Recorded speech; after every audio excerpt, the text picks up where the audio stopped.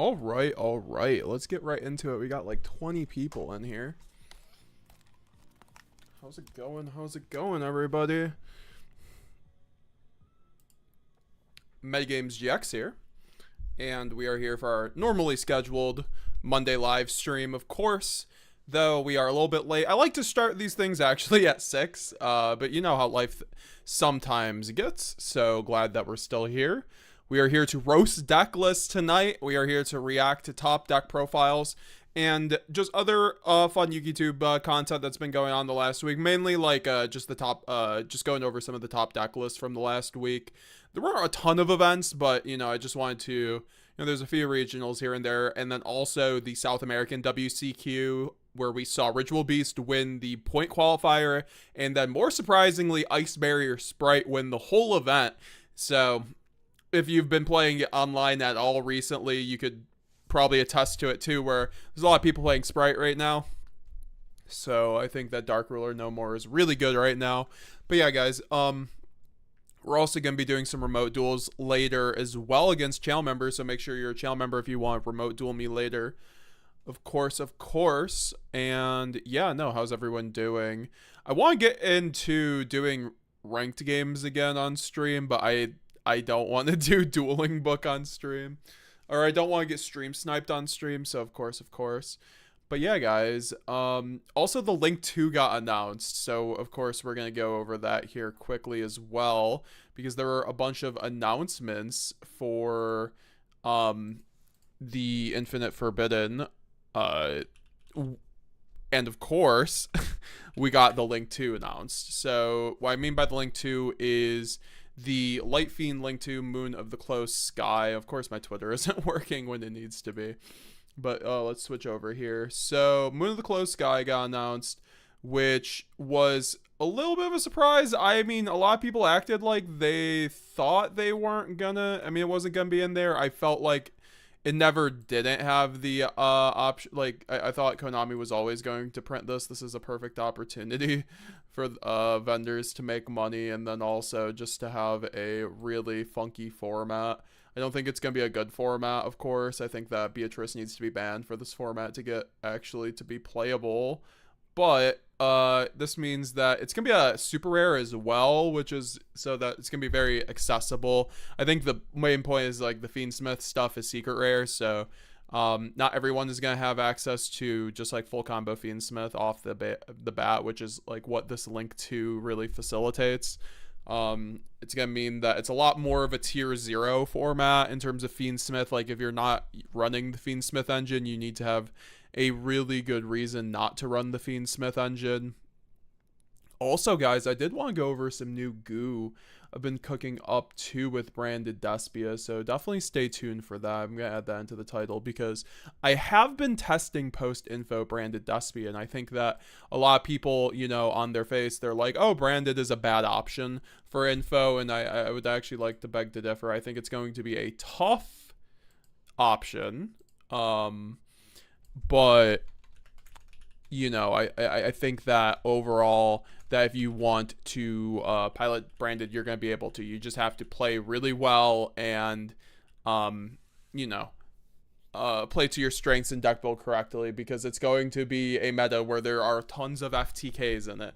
This card allows every deck to get Beatrice, and Beatrice currently with transaction rollback allows people to FTK, and then there's also really disgusting lines going around in circles right now that I'm not going to quite leak, but essentially, Floodgate Turbo. That's all I'm going to say. So, how's it going, Krabs TV? Nice to see you, channel member of the chat. Also, channel member of the chat, Owen. Hey, any prediction on what rarities the Whitewood cards will be? I think that Asteria will definitely be a secret rare. I would be very surprised if Asteria was not a secret rare, and I could see the rest of it being ultra rare. I think Asteria is very good, and there's like proper hype behind it to justify it, to like make it the low of the set. A lot of people will need 3 to facilitate a lot of their engines. Card limits, nice to see you. I think the rest will like fall into ultra rare, to be honest. Card limits, nice to see you, brother. The Ultra, the extra deck, and secret rare, the starter seems like a theme.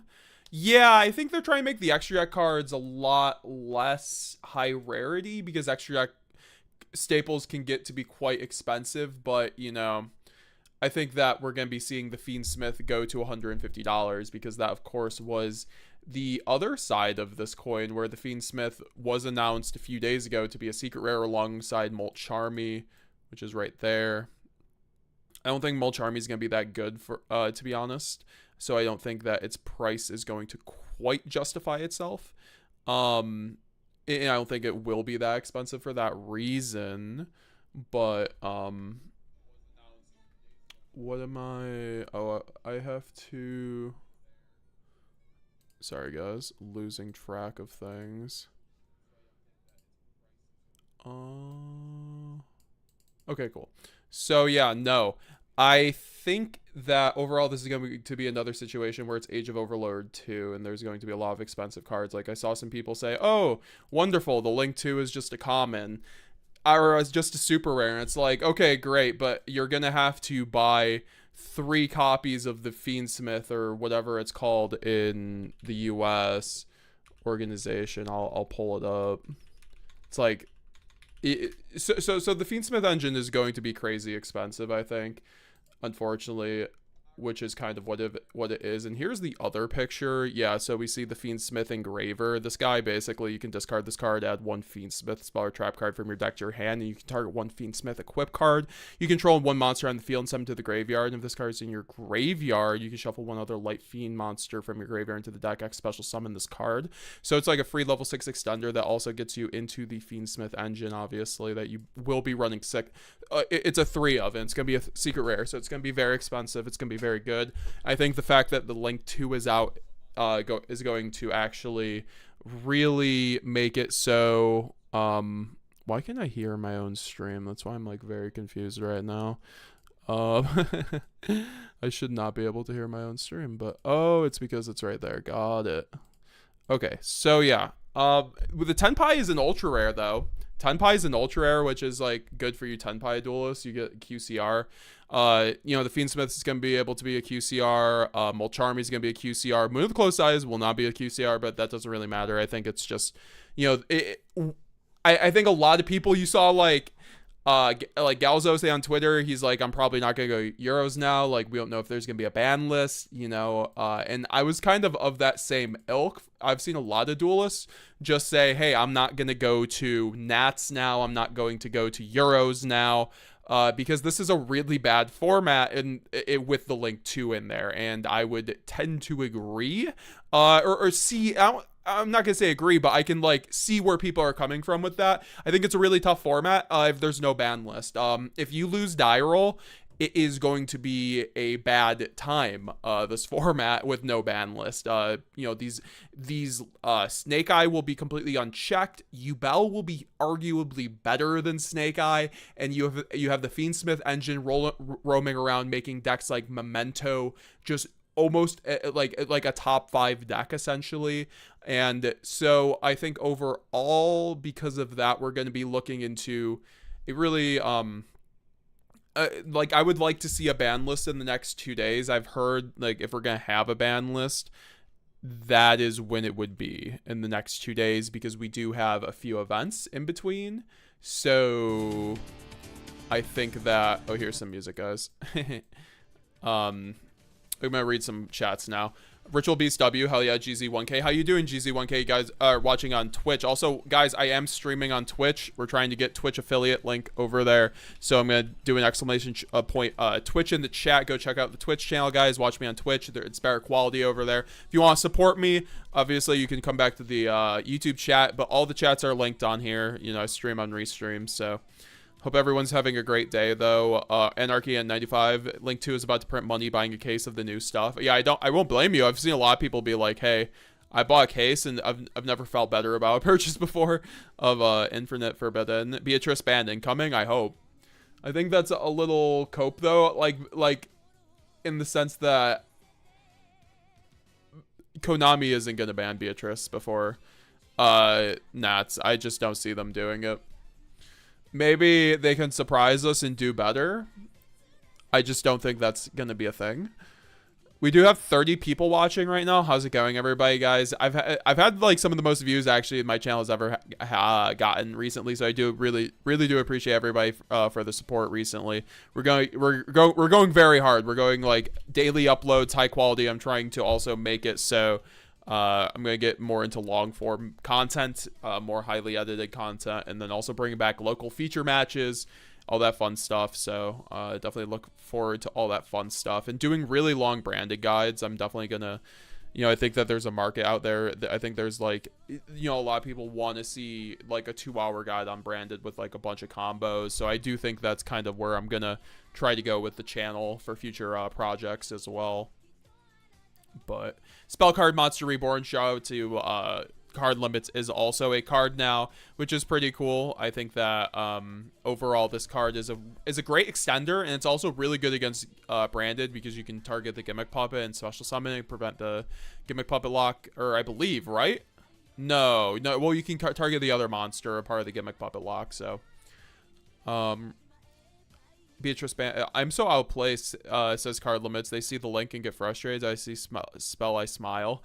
Yeah, no, I mean, the link ruins a lot for the top end of the meta, because what happens is that all the top decks like Yubel, Fiendsmith, Yubel, Snake Eye, not even Fire King, and then also just the new decks that are coming out like Memento, they get to abuse the Fiendsmith engine to an absurd degree. And because the link just allows them to go into the Fiendsmith combo at any point, so the two engines bridge each other into each other. This allows for just tighter combos and more advantage to be gained. So you're going to start seeing boards that basically set up floodgates turn one and don't allow you to play. That is the format we are looking at. I don't know if a lot of people realize that, like if you aren't really planning on going to Nats, but the format that we're looking at with no ban list in the link 2 now post info is a format where if you lose the die roll, your opponent can play through multiple hand traps and will most likely get to a point where they can FTK you by putting up a board that is like a Varudris, Nightmare Griffin plus like a Floodgate and a bunch of hand traps, or just like just the Centurion Whitewood's Calamity combo with 2 Cosmic Blazars, or the Gimmick Puppet FTK, or just Memento putting up 2 Appos plus a bunch of interruption, playing through Molcharmy plus 6, like I saw yesterday in the feature match. Literally, I saw a Memento player go against a Snake Eye Fiendsmith player, Memento Fiendsmith.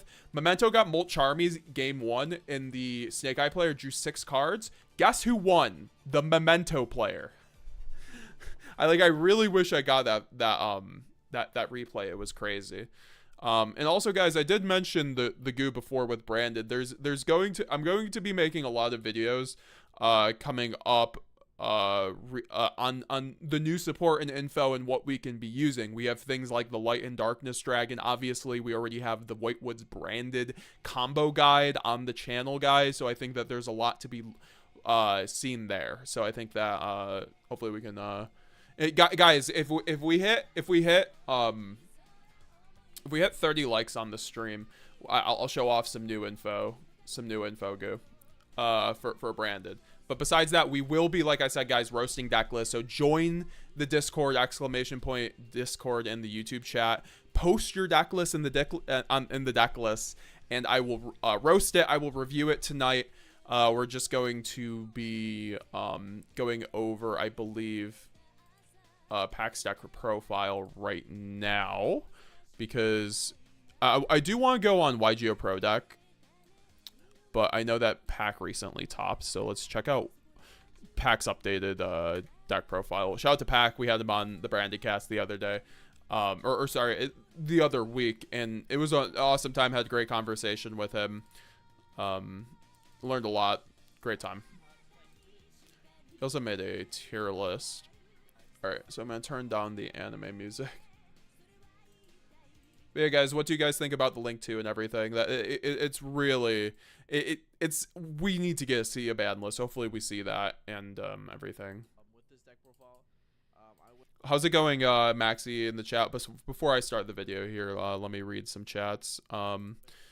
So Please, Romian, how's it going? Channel member of the chat. Yo, I'm not looking forward to next format. My main options are Branded, which is going to be in a worse situation. Chimera, which needs more, probably needs Fiend Smith. Yeah, exactly. I think Branded players are in a tough spot right now because you really have to love the deck and be able to see it's going to be a tough deck to pilot in the new format. I think there's no way to split it. So I've heard a lot of people say, "Oh, I'm gonna go Chimera. I'm gonna go Chimera," and like other things. I think you should stick to Brand if that's your best deck, frankly. But yeah, no, that's why it's like it's not like Branded's best format. It's not a free format for Branded like I think Keshira format was in retrospect. Like I think we've gotten away with murder at basically since Syak came out.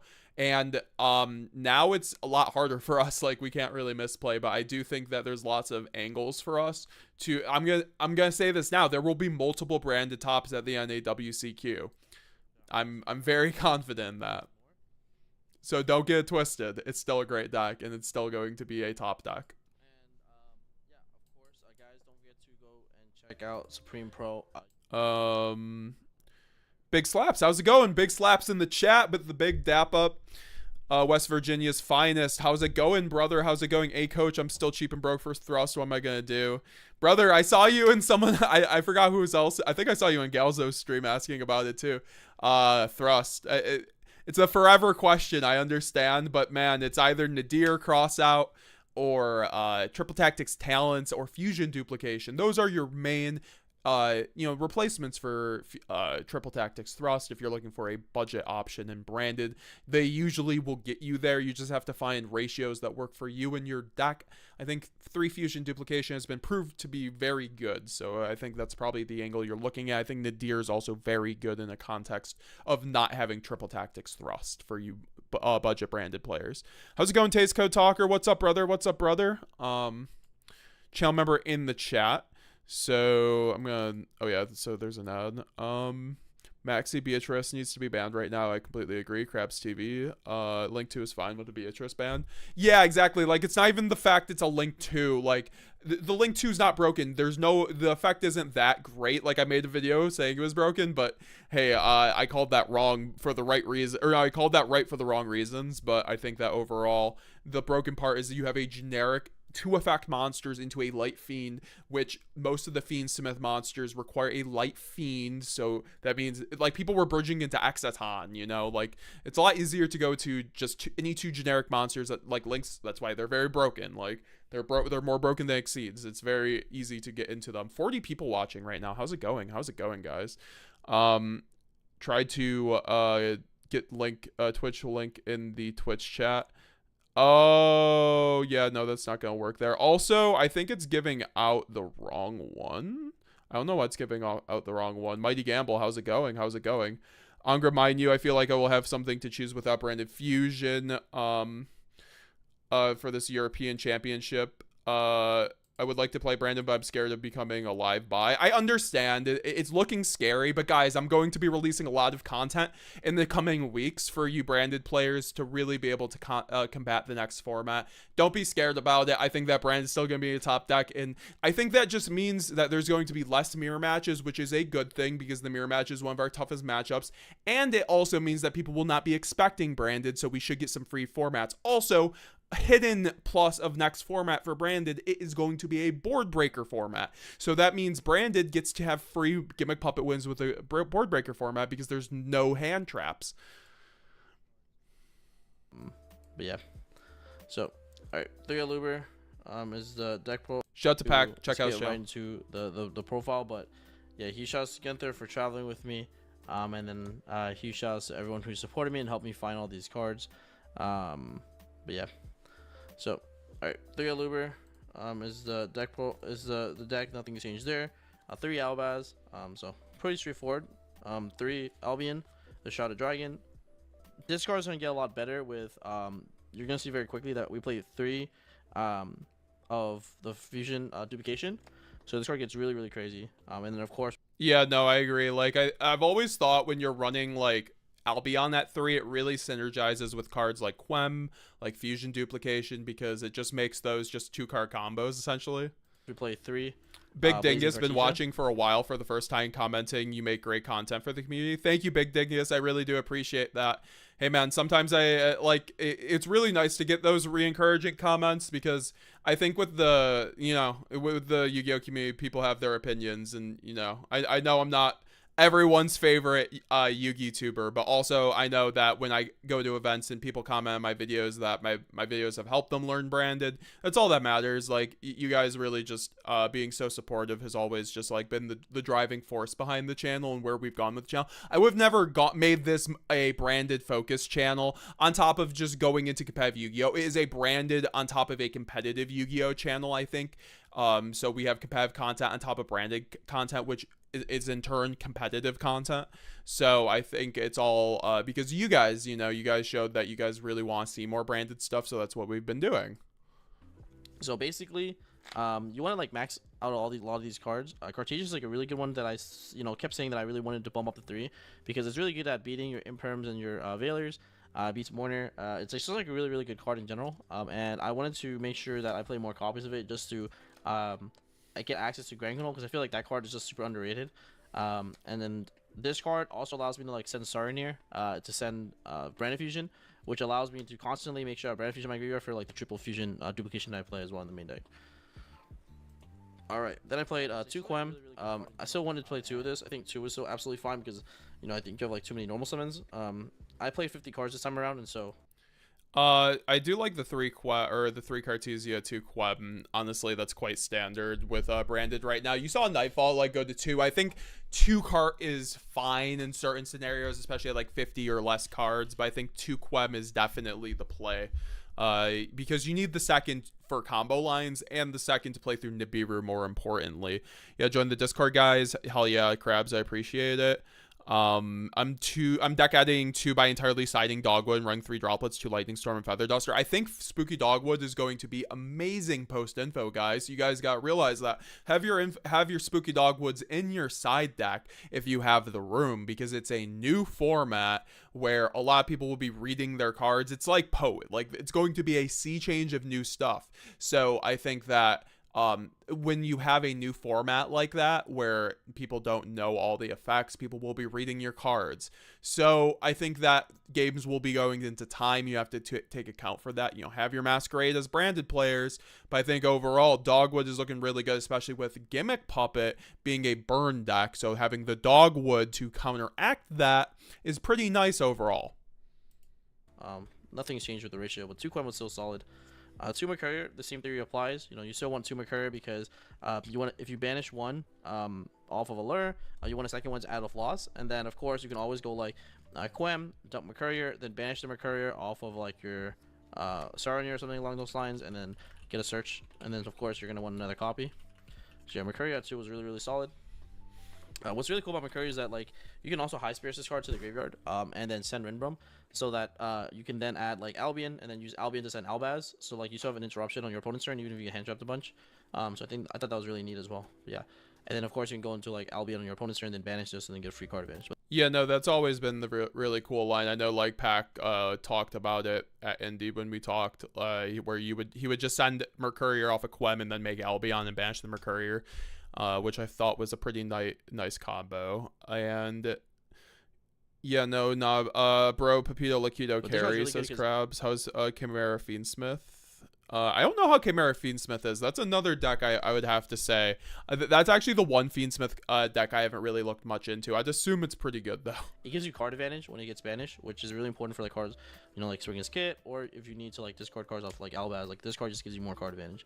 Yeah, 1 Kit, it's a normal summon that is also a special summon when you have access to fusion monsters in your graveyard field with Fallen Albaz and its text. And that's really, really nice, because sometimes like this card helps you like get like access to like missing pieces in your combo, and I like the fact that this card can add retribution from the banish, and that's like really broken, because then you have like constant access to Branded Fusion to recycle like all of your spells. Like I play 1 Branded in red, and I feel like that's enough because of cards like this. Yeah, no, I really do like Kit. Like whenever I'm not running Kit, it feels like I'm missing something, frankly. I'm not gonna lie. Just being able to get off the banished retribution is really nice to have something when you already like drew branded in red, especially for instance. 1 Lebellion, so nothing's changed here. And then of course the one gimmick puppet, which you absolutely need if you play this deck, in my opinion, because I used to think you didn't need it, but the issue is that like the fire decks generate like so much card advantage. Exactly. Like that was like actually my one critique of packs. I remember a 60 card going second branded list. I was like, this is cute, but like you need the gimmick puppet versus a lot of these fire decks. That like if you don't gimmick puppet locked up, then going second, then they pretty much just OTK you. Yes, exactly. Like gimmick puppet going second is completely fine. Like you keep it in gimmick puppet going second, that's actually quite correct too. So this card has been absolutely clutch. Every time I go second, like my goal is to like figure out a way to gimmick puppet my opponent while playing through their board. Which is a lot harder than you would think. But yeah, so 3 Banner Fusion, not much to say. 1 branded Loss, 1 branded Red, 2 High Spirits, and then of course 3 branded Opening. So same ratios. I thought that was pretty solid. There's an argument to like maybe play 1 High Spirits. I still wanted 2 copies because even if I did hard draw and it wasn't live, the fact that he gave me back card advantage on end phase back to my hand, if I need to like discard it, is like really solid. Those openings are disgusting. Look at those misprints. Because you know it makes all like get back, you know, like you can like instead of adding back like RT. How's it going to Kenji Neon Wolf? What's up, channel member of the chat? How's it going, buddy? For like a discard, you can like keep it in the graveyard, and then because this card just adds itself back, so you have like card advantage for like Albaz to discard a card on your opponent's turn. 50 people watching right now too. Make sure to leave a like if you haven't already, guys. We're gonna show off some post info. Branded goo. If we hit our like goal of like 30 likes, we put it there. Also, we're roasting Decklist, guys. So join the Discord down below if you wanna be able to you know, if you want to have me review and roast your deck list live here, just post your list and deck list on my Discord. For some of the breakers, I play like 3 Dark Ruler or more. I still stand by the fact that I think this card is like better than Droplets in my opinion, because of the fact that like you don't have to commit as many cards into Droplets. This card was just absolutely amazing for me. Like I will continue to still play it. I just think it's like the best breaker in the format. I think that Dark Ruler is really good, especially right now because of Sprite. I do think that Droplet still has amazing interaction with our deck. So I think that both are worth to run. Right now I'm actually running both. Because Despia is a deck that like can take advantage of like after you Dark Ruler your opponent, this deck can like take advantage of your opponents having all their stuff negated. A lot of other decks can't really play Dark Ruler in the format because when they Dark Ruler, they can't establish like a good enough like board after the fact. At least when they go second, because you can't OTK your opponent. The thing with Despia is that like it can set up the puppet lock. Also, guys, I updated the Twitch link. I know the Twitch link was not working before, so here is the new Twitch link. I apologize for that, guys. After you Dark Ruler your opponent, and that gives you the opportunity to like that'll give you the opportunity to like make a really strong board. But like a lot of decks don't have a way to like do that when they go second, right? So like the closest I can think was like maybe like when Sorcerer went second, they can activate Dark Ruler more, and then like summon Protoss, for example, and then that's like a good application of why like a breaker would be good in that deck. But in this deck specifically, like you can't even play hand traps because when you play a hand trap type strategy, you want to play the account of hand traps to draw multiples, because Despia doesn't have a lot of room for non-engine, which I explained like one of my 730 rules. You're gonna need to play breakers even if you don't want to, because you only need to draw one of the breakers to break your opponent's board. Whereas when you play hand traps, you're forced to draw 2 in order to have a chance to even maybe stop them. So that's why like I think breakers are just like really good at Despia. But because you can only play. And guys, if you want to remote duel me on stream tonight, remember, sign up, become a channel member tonight. You get access to all my early deck lists. You also get access to the coaching Discord. $5 a month. Also, your name is at the end of all my videos, and you get to support the channel for $5 a month. Very much would appreciate it. Breakers, you have to pick the ones that really are the most impactful. In my opinion, I think Dark Ruler is the most impactful. Alongside like Thrust. Because it can search anything. 1 talent. I think you only need 1. I think you just break on it when you play too much. So wanted to just 1, and then I played 1 Call by the Grave, which is a breaker and extender because it can beat you know, Ash. And then of course I played for extra consistency. I wanted to play Ghost this time around. The reason why I played it was because of the fact that the silver rare Gold Sark as well. So in order to compensate for the rise from 46 to 50, I decided to add an extra starter to my deck. So I added Ghost Sark to help. Gold Sark's like the best extender in the deck, so I understand. I don't like Foolish Burial. I still think that if I had to play, I'll just play Sark. Foolish Burial is not bad, but I think Sark can get you more cards, especially it can get you like access to more cards, because Banishing Mercurier just gives you access to like way more card pool in Despia than like Foolish or Tragedy, in my opinion. So I thought this card was just way better. Paul Newer is nothing coming for branded. No, we have a lot in well, there's no specific branded cards in Infinite Forbidden, but we do have cards like the Light and Darkness Dragon Lord and the White Woods cards, which we can very easily integrate into our branded lists. And Kenji Neon Wolf, yo, how's it going, bro? MP7, just the Light and Darkness Dragon, but we also have the Whitewoods cards. Gennaro Orochi, hi bro. Yesterday I made top 32 at South American WCQ, waiting for them to publish my deck list so I can share. Hell yeah, dude. Good job, man. I can't wait to see what were you on? What was the spice? What was the goo? Great job on placing though. Very well done. Braxis Thomas, what do we need to pick up from info? I think Mulchummy would be good if you can get them for like $30 or cheaper. And I think that the Fiendsmith stuff, obviously, if you plan on running anything with the Fiendsmith in the future. If Beatrice does get banned, though, the Fiendsmith does get significantly worse, but I still think it's a great engine. So I think that also for branded players, the Light and Darkness Dragon and the Whitewoods cards, I think, overall have great longevity with our deck. And of course, this is also a board breaker in my opinion because it helps you like see your breakers, but then it helps you see all like your good cards.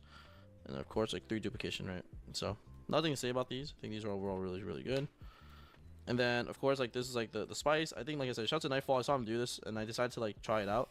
It was really strong for me. Having multiple like fusion duplication in my deck was just like absurd. And not only that, like the fact that like if you a lot of people are playing Bell, if they Bell your fusion dupe, because it negates the activation of fusion duplication, you can activate another copy.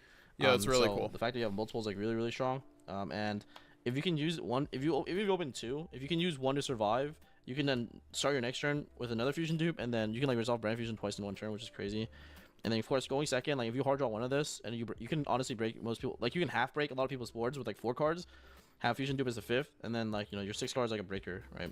So that will allow you to resolve this going second, and then that will also like lock your opponent, right? So and then the 1 retribution. So that's it for the main deck, 50 cards. Not much to change there. I like it. 50 cards is cool. I've been testing with like 54. I think like we're gonna want to not be on 60 for info, especially because Duel will be in the format, so you're just gonna lose unnecessarily a lot. I feel like. Extra deck, I still kept it the same. I still think this is like one of the best extra decks right now. I think it'll change. But 2 Mirror Jades. The second one doesn't come up as often, but you still want it just in case. And a really cool play that you can do going second is like, you get especially if SP coming back, you can go like Mirror Jade effect, send to Titaniklad, banish your own Mirror Jade, and then now you can resolve the Titaniklad to summon Albaz. Oh, your Michael, your deck profile is out. We're gonna watch it after this. We're gonna watch the top 32 deck profile. I'm also hoping that the Atlantic WCQ branded deck profile is out, guys. That got second place versus the Salad FTK.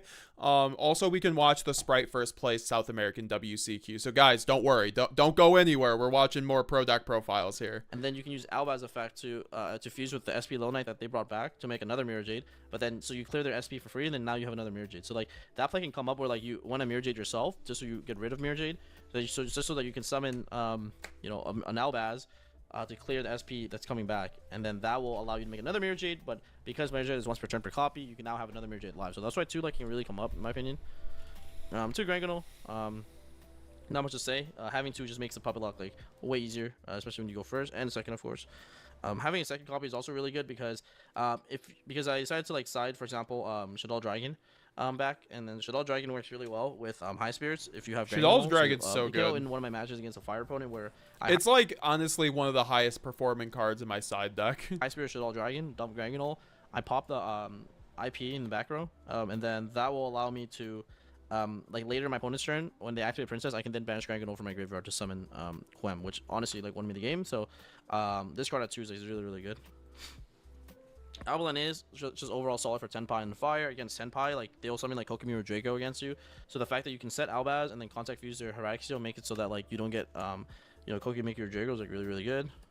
One Sapelia, one Furious.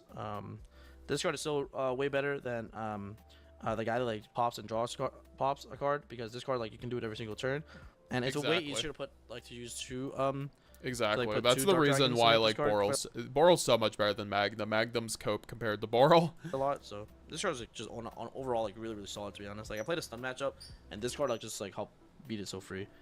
One Rinbrom, I actually hard make this card a lot more than people would think.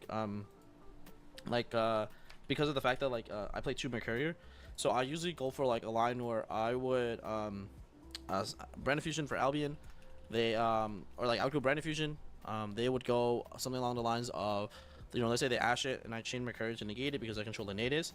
I can then use the Mercurier in my grave plus the Albaz in my grave to summon Rinbrom, which would then allow me to trigger Merc to get free card advantage. And then now I have a Mercurial. I have this on the board, and then this is really good because this card on the field actually has a negate that people don't Those Albions, look at that know about. name. It That can name negate shift, the, so effect beautiful. of, a synchro XYZ Confirm. Close guy is confirmed. Gold Eye. I would go in the beginning of the stream. We did discuss it. fusion or link monster by negating the effect and returning one monster up from the field to the hand. That's really, really good because you can like negate your opponent's SP with this and then bounce a card. And then you can also negate their princess as well because it is a link monster that activates. And then you can non-target bounce a card. So this card is really, really strong. And of course, you can also use Rinbrum to negate. Like you can activate Mirror Jade, Rinbrum to negate your own Mirror Jade, shuffle back one of their cards, like bounce back one of their cards, and then trigger. So now you have a Mirror Jade still live on their turn, especially when you're breaking their board. Because if you negate Mirror Jade on your own turn with Rinbrum, then you can use it again on your opponent's turn, which is pretty neat. What one of my favorite things to do with Rinbrum and Mirror Jade is usually you have a Lubellion on the field at that point because you have Lost Up. What you can do is you can bounce the Lubellion to your hand and search out Abyss Steel for free. It's really cool.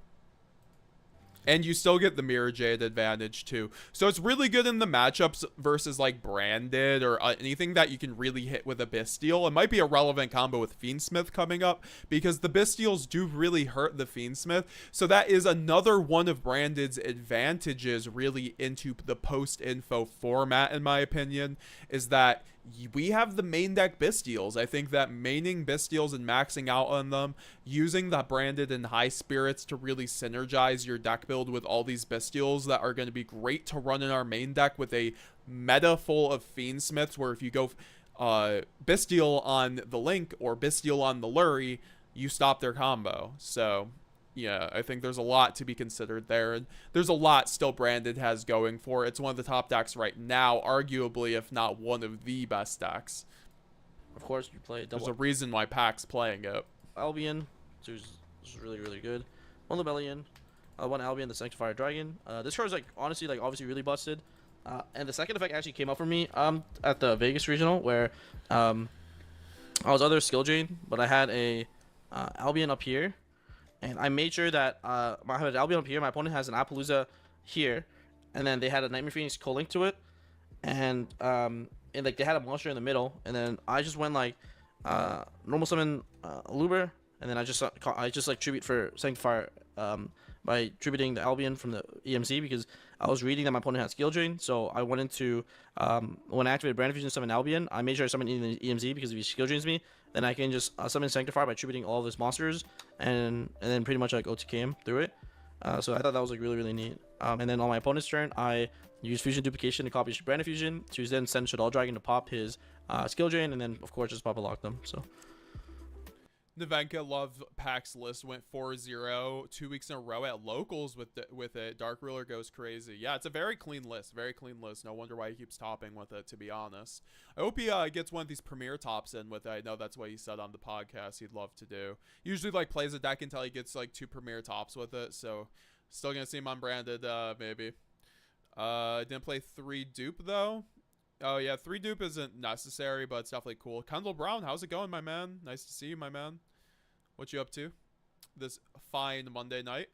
Johnny D TCG, just like brother, all my branding cards came in today, so I can finally practice with real cards. Let's go. That's always one of the better things you can do. That's why I love actually DB for testing, because it feels like playing with real cards. So I think the best testing you can do is play IRL or play DB. So 3 Cartesia is awesome, so much gas. Maxi, yes, I agree, Kenji. 3 Cartesia is standard. Maxi, or making Branded Yubel is hard right now. Yeah, I think Branded Yubel, I thought people had high hopes for a deck to come together that was usable. There was like 1 top in South America, if I remember correctly, when it was just with the first wave of Yubel support. However, I would be surprised if we see another Branded Yubel top. Even with Phantom. Phantom is a great card. It could be good in our deck, but our extra deck's already so tight, and it's like our game plan is kind of counterproductive for the Yubel strategy, so I don't think it's going to be that great. Yeah, Gortless, it's Tinted Clad, pretty much standard, and then 1 Guarded Chimera. So that's pretty much it for the extra deck. For the side, I still believe in Crossout, and Ash Blossom, and D-Barrier. I still think this engine is really good because it helps you beat the mirror match, which I was really afraid of. And not only that, of course, like a lot of like the the other decks, the way they beat you is a barrier. So I just want to increase my odds of like not losing the barrier. So I think this was really good. And besides that, obviously the 1 Harpies and 3 evening match, this was just like overall phenomenal. Like into all the fire decks, like evening matches like solos, because after evening them, you just win for free. I actually even thought about main decking evening because of how good it is. And then of course 1 Shaddoll Dragon, because if they have skill drain, you can easily like bait it by going like Brand Fusion, by sending Lebellion, by sending Shaddoll Dragon and Albaz. You can go Chainlink 1 Lebellion, Chainlink 2 Shaddoll Dragon, popping the skill drain. If they chain skill drain, it doesn't matter because the chain resolve backwards, so skill drain would apply, Shaddoll Dragon would destroy and Chainlink 2, and then Chainlink 1 Lebellion would still resolve. So this card was actually just absolutely crazy. And then I play 1 Magma, like I said, for the mirror, and then just like overall like generically a very good card. And then I played 1 Masquerade because it helps you like in the Runic Stud matchup, where after you so basically against the Runic Stud matchup, Masquerade and Brightest Blazing Branded King basically solos it because when you summon Masquerade, even if they judgment this card, which like basically which basically negates every card on the field except the fusion monster you targeted, they're gonna like lose so much life points to the fact that like they'll be able to they'll be unable to judgment this card, and this card can add itself back every single turn as long as the fusion monster was sent to the graveyard.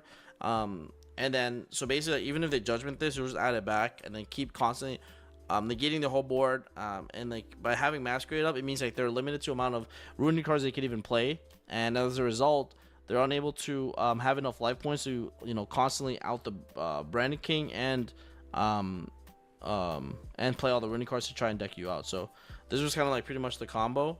You like try to like set up this, and then they just, even if they skill drain you, flag you, the organism, all this good stuff, just doesn't matter because you set up these two, and then you'll just out their whole board and then OTK them that same turn, because also it negates basically the fountain and all their floodgates in one move with this. So this card was absolutely amazing.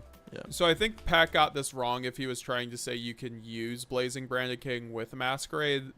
Blazing Branded King requires a fusion monster that mentions Fallen of Albaz. I'm not sure if that's what he said he was doing. He might have had another one on board, to be honest. And then of course I played 2 fantastic. But it's very good. The Blazing Branded King is what you want versus stun. It's such a great card to really hurt the stun deck. As my extra side deck slot. Because basically, I came to the conclusion that because I was playing like droplets, but I'd rather just see like my better breakers pretty much. And I thought that Dark Lord 1 was still better, so I wanted to play Phantasmic because it helps me fixes my hand, and it also helps me the chance to like draw like exactly the cards I need. Because so I decided to like Phantasmic for that reason. I thought it was like really good. Because in theory, like sometimes you can draw like too many of the same cards only second, or you have like suboptimal draws. So as a result, Phantasmic fixes your hands and helps you pretty much break your opponent's board. And if they out this, I don't really care. I just wanted it for the hand mulligan. And if they out, it's even better because I still side Phantasmic even with evenly match, even if they conflict, because you can pretty much just crash this, and it doesn't matter because it trades in their Appaloosa. So they usually just get rid of this, and that's fine with me. So. Yeah, I thought this card was like a pretty good way. I couldn't play 3. My side pattern allows me to fit 2 because majority of the time when I went second into the fire decks, I was siding. Phantasme is interesting. I haven't really been considering it this format, to be honest, but definitely does hit those link decks like Snake Eye. 2 Phantasme, 3 evenly match, and then of course I was siding 1 Shaddoll Dragon for the skill drain that they would put in. And yeah, but these were like the 6 that I was putting in to break the fire decks board. And honestly, I think I beat every single fire player except 1 Gunther, which I should have won if I didn't misplay. But yeah, this is like pretty much like the side pattern against that deck, which is honestly pretty good for me.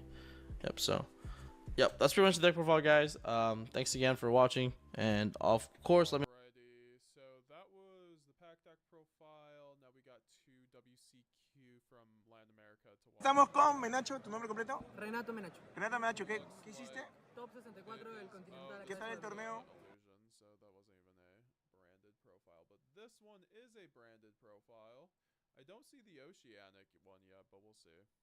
¿Qué tal, amigo de Riff? Estamos con el top 32, acá de WCQ con Michael. Alright, so this is the other branded list from the South American WCQ. Let's see what they have going on. Vale, vamos a ver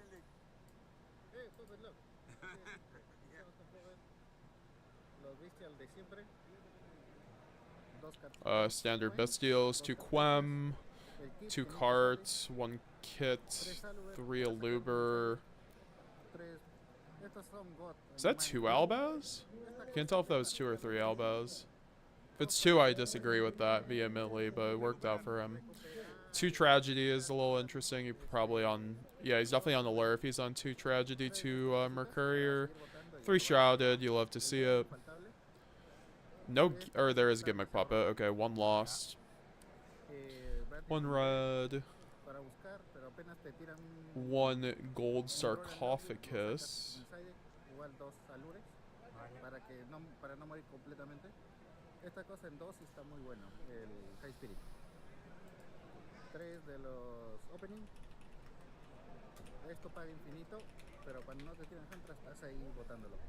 Three thrust.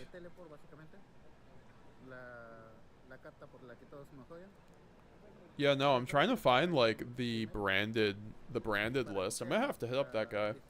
There's a guy who played branded in the finals of the. We'll probably have to watch the replay, honestly. If you guys are down, we could definitely do that. But I did like this. The 3 fusion duplication is spicy with the lure. Some standard right now. C2 Albion, 1 Lubellion, 1 Renbrum, 1 Alba, 1 Querdus. Where's the Boral? 1 Sank. Oh, 1 Grang is a little interesting. He does have the Boral though. Was he running over the second Grang though? Is it the Masquerade? Yeah. Main deck Masquerade I would not value over the second Grang, but you know, maybe it just didn't come up for him, you know. Then side deck is looking like Shadal Dragon. You reckon Gimmick Puppet will get harder than in the OCG? I don't know, to be honest. The OCG just doesn't like burn decks, so they might have hit it harder than we will.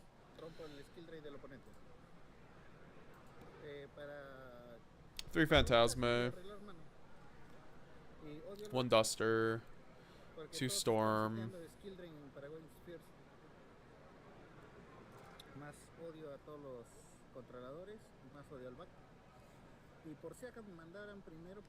And then the Blazing Branded King and D Barrier. Fair enough. Fair enough. Because, yeah, no, there was a guy, I don't know if you guys saw, qualifier. But basically there was a top 4 Oceanic qualifier where Branded went against Snake Eye FTK, which was interesting. So we could watch this video because we can't get his deck list. His deck list isn't out. I'll look for it in the meanwhile. World Championship qualifier. Hello guys, the DB Grinder here, back at it again with another video, and this time we have the Oceanic World Championship qualifiers 2024. Both of these players are already going to Worlds, and yeah, just looking at this right away, I don't know why it says that they've already won, but we see Fox C versus Calloused U, and we got Branded versus Snake Eye FTK. Brandon's going to start a fusion deployment to go summon out from deck. That's a very strong start there. Go ahead, special summon out Cartesia. You know, now if we have normal summon Aluber or something, that's just going to be insane.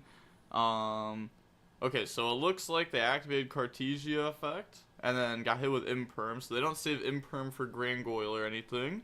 They're just going to go ahead, shut down Cartesia, and then pass turn. Okay, not a strong hand at all for them. I think I see another Cartesia and a Fallen of Albaz in their hand. They're going to start with... Yeah, Branded almost won another World Championship qualifier, so let's see what happened here, because he got Imperm passed, essentially, which really hurts. Like, his starting hand probably wasn't that good. Snake Eye Ash effect resolves. I'm pretty... Looks like he has Albaz in hand. Sure, I saw them have Droplet, though. Looks like they just don't want to use Droplet onto Snake Eye Ash. They're going to search out Curry Kara. Okay, plays Curry Kara. Interesting. Maybe it's because they're playing the FTK package. I'm not sure which FTK they're going for. Yeah, we don't have the Branded deck. Yeah, I'm going to message him, honestly. I'm gonna message this guy and see if he wants to do a deck profile. FTK stuff. but maybe they play less non-engine because of that and more extenders, so Kurikara is nice to be able to search with your engine.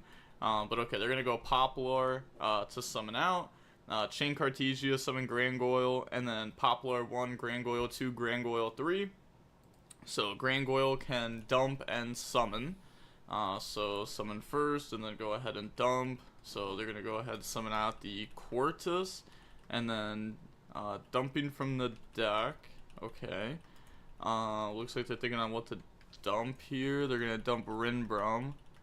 Okay. Oh, I guess that makes sense. They did use Fallen of Albaz. Okay, so they have Fallen of Albaz in the graveyard with Rinbrum, so they have a fusion with that. They're going to go Poplar into Divine Temple. It's not going to get Mirror Jade, though, because they're just going to end up trying to, like, Flame Burge to bait it. Just, you know, activate Flame Burge, target Rinbrum or Fallen of Albaz. So, activate Divine Temple to go place. That's fine. Place the Snake Eye Diabella Star. Sure. Also, it's kind of crazy that both these players were X3. I guess, how many rounds would this have been, then? I'm not sure. But it does say that it was top 64. But, okay. Yeah, they're going to go ahead, play Snake Eye Diabella Star, Snake Eye Ash effect, send to go summon. And then... Oh, they're thinking in response? Okay. So yeah, I mean, we basically just got to a Quertus, which is like not where you want to be with Branded against Snake Eye. Like Snake Eye has sorry, my mic was muted. So it looks like the Branded player basically ended on a Quertus, like Grand Guignol Pass, which is not where he wants to be. I mean, obviously he's going Rinbrum here, which isn't bad. They're gonna chain Rinbrum to summon But Fallen of Albaz. I don't know why So I'm he not would do too this sure here. why you would do there. Yeah, because you can't fuse off anything. You would definitely wait until he summons a Link to make Mirror Jade. So I think that was a huge misplay by the Branded player. Wait, isn't that just like horrible? What if they just like summon Oak? Oh, no. Okay, so he can fuse off the Flame Burge. And they go like Oak effect, target Snake Eye But like, you would much rather make a Mirror Jade. Ash. They might not even have anything to fuse away for. But they bring out Flame Burge, and now they're going to go ahead and go for the Titaniclad. You definitely should just do it on summon, right? There's no punish. So they summon Titaniclad, fusing away the Flame Burge. They don't have 2 level 1s to summon back out. Now they're going to go Wanted for Black Witch. Yeah, Sure. the fact he's able to go Wanted now, it just means Snake Eye player is just so far ahead. Also, does the Titaniclad effect activate on summon to make a gang attack? I don't think it does. I'm pretty sure it's just something that happens. So I don't think we can Kurikara that away. But yeah, they're going to go ahead and read over the cards very quickly. You know, you don't want to mess up here, but Wanted for Black Witch is huge there. They have to send for Black Witch, yeah. So, sends a Jet Synchron. Oh, my bad. Hello guys, the DB Grinder here back. Oh gosh, where did we No. go? Yeah, that's what I where- would have done. I don't know why they focused mess on up Kurikara so much there. Kurikara's nice to I be feel able like to- that was kind of a waste. But we're gonna, you know, make it affect the dump. Yeah, we didn't even see the Ash yet. The Snake Eye go from the deck with Mourner, balance in hand. Work against Branded, as many as to set up their, but they're gonna. Oh no, that's just game all 2. the- Yeah, okay. And This was game maybe 1. tack it on Star, right? With the gosh. Black Witch stops Okay, them yeah, from we're getting good. access to original intel. But they're gonna go ahead droplet the. We can Kurikara that away. But yeah, they're gonna go ahead and read over the cards. Jake the Mountain Man, how's it going, bro? okay, they're gonna go This set Poplar, is going to to... This set is going to be disgusting. Hope I get lucky with the case I'm splitting. Yes, sir. Yes, sir. You'll have to let us know your polls, my man. You got any extra QCR Light and Darkness Dragon Lord, let me know. Very quickly, you know, you don't want to mess Or up Asterias. here, but Wanted for Black Witch is huge there. They have to send for Black Witch, yeah. Yes, sir, you'll So have to let us sends know. a Jet Synchron. Okay. Guys, let's hit that like goal. If we hit the like goal, I'll show off some post-info goo for Branded. 30 Place likes. We're at 14 right now. I know we can get Synchron there. on the deck. 40 people watching right now on YouTube. Very much appreciate that, guys. Huge turnout today. I'm not too sure what that's for. They must be going for a different FTK than I was expecting. But they're going to go ahead droplet this here. Also, playing the FTK version is really weird, because I feel like if Snake Eye Ash resolves, you've already won the game. like a majority of the time. So I don't think you actually need to play the FTK package. Sure. Okay, so they're just gonna droplet the Black Witch, stops them from getting access to original into Oak. Isn't that just really bad though? Yeah, that was a really bad droplet. I think you have to let them get past that part, even though it feels horrible. Yeah, I because they're don't probably agree just with gonna that nightmare. droplet personally. Oh, they have a Sornier for the dark. Okay. Also, did they not Poplar effect? Because they could have Poplared onto Snake Eye Diabellstar, right? Yeah, they just didn't do that. That's crazy. But it doesn't. Yeah, they're not gonna get punished here. The opponent's on nothing. Oh, okay. So that is the FTK. Yeah, they're just playing the package in the extra deck for it. I don't think they're using. Yeah, anything in branded the player main probably deck. should just scoop at this except point. maybe Jet Synchron, or maybe they're just using it as an extender. So Flame Bridge onto the. He just Corpus, misplayed a couple Raging times. Phoenix. He would have been able. Honestly, I think he could have won with that hand. Like it looked like he had enough interruption. It's just like he didn't place the interruption on the correct places. Yeah, that's just like the classic OTK line in the deck. Move things around. I guess pop the Poplar, and then you get Poplar effect to spell Trap Zone, Snake Eye Diabellstar, and summon out Raging Phoenix, sure. And then, okay, sure, they do a fist bump for game one. So going on to the next game now. That was pretty fast for game one, to be honest. Pretty unfortunate opening for Branded. It looked like it was going to start off strong, and then it just wasn't. Okay, so let me go ahead and skip forward to the next game now. No point of watching all this side decking. Branded might be siding in some going first cards. I'm not sure. I feel like normally most of Branded's side deck is just going second stuff. Their deck's already pretty good at going first. The Snake Eye player obviously is going to be putting in maybe like Bestials, Bell, just going second cards that work against Branded, as many as you can, to be honest. You know what I mean. You're not trying to get FTK'd. If Branded gets to set up their M board, you probably lost, especially if it involves Gimmick Puppet. But they're gonna Imperm Aliber, Ash, Branded Fusion. I do see Talents in hand. Okay. Oh, they're so lucky it was Imperm and not Veiler. But now Talents is live. I don't know what else is in their hand though. But activate Talents, and then okay, they draw two. Nice. You gotta be happy when they say draw, but they did draw Fusion Deployment there plus Droplet. So Fusion Deployment. Go ahead, reveal Grangoyle, summon out Cartesia from the deck.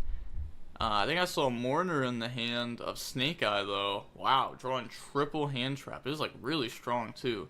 Yeah, triple hand trap on top of the starter. It normally looks like a good start for Branded, but you could see there's like a droplet in hand, which isn't great.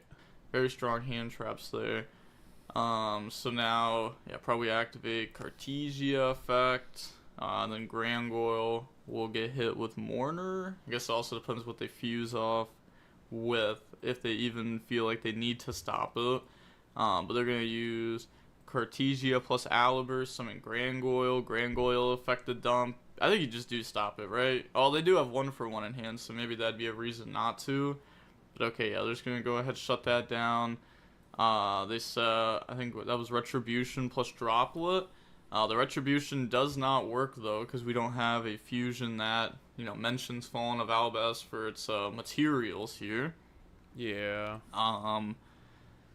But I think we might be able to get to it depending on how the opponent plays, because Grangoyle in the Quem, and then Quem dump like Fallen of Albas, Quem summon Fallen of Albas effect to fuse. So there's a chance. They're gonna go normal summon Snake Eye Ash effect. Last time they didn't stop it. Are they really not gonna stop it again? I feel like this time. Wow, what? Nah, this time it's kind of crazy to not stop. I don't know, like, the opponent doesn't have a lot, right? I guess. I'm trying to think.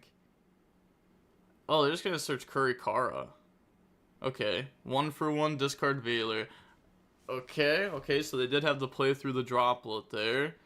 They're gonna go ahead, special summon out Poplar, and then Poplar effect. We're gonna droplet to negate Poplar plus Snake Eye Ash.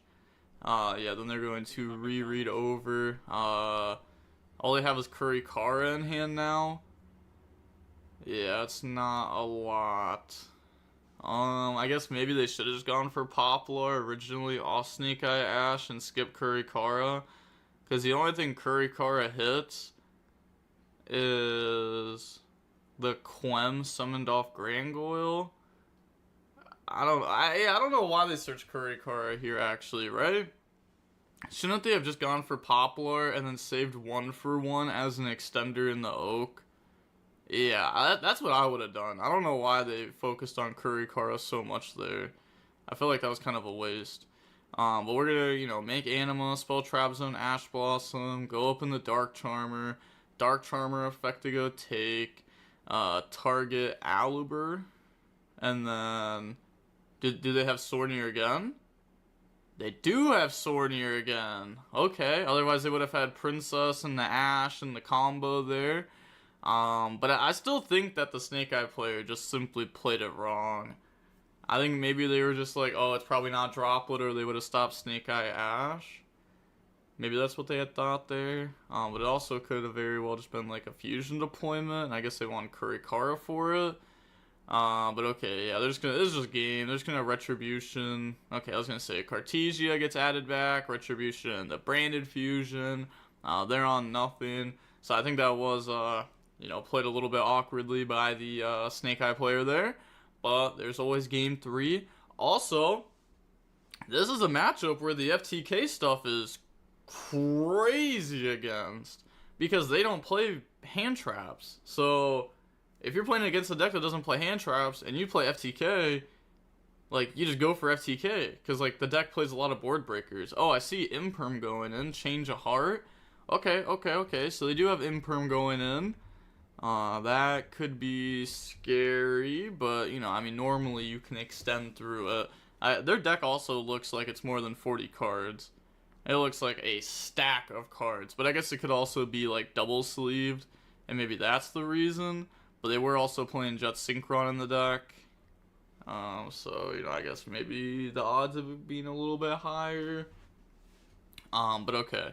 Yeah, Snake Eye's obviously going to go first here. They're going to start with Pressure. See, that's like the worry for branded post info, is that it's going to be FTK format, so something to keep in mind. Planet. Okay, so they do play Kashtira cards in the deck also. Okay, so they play Kashtira cards, Jet Synchron.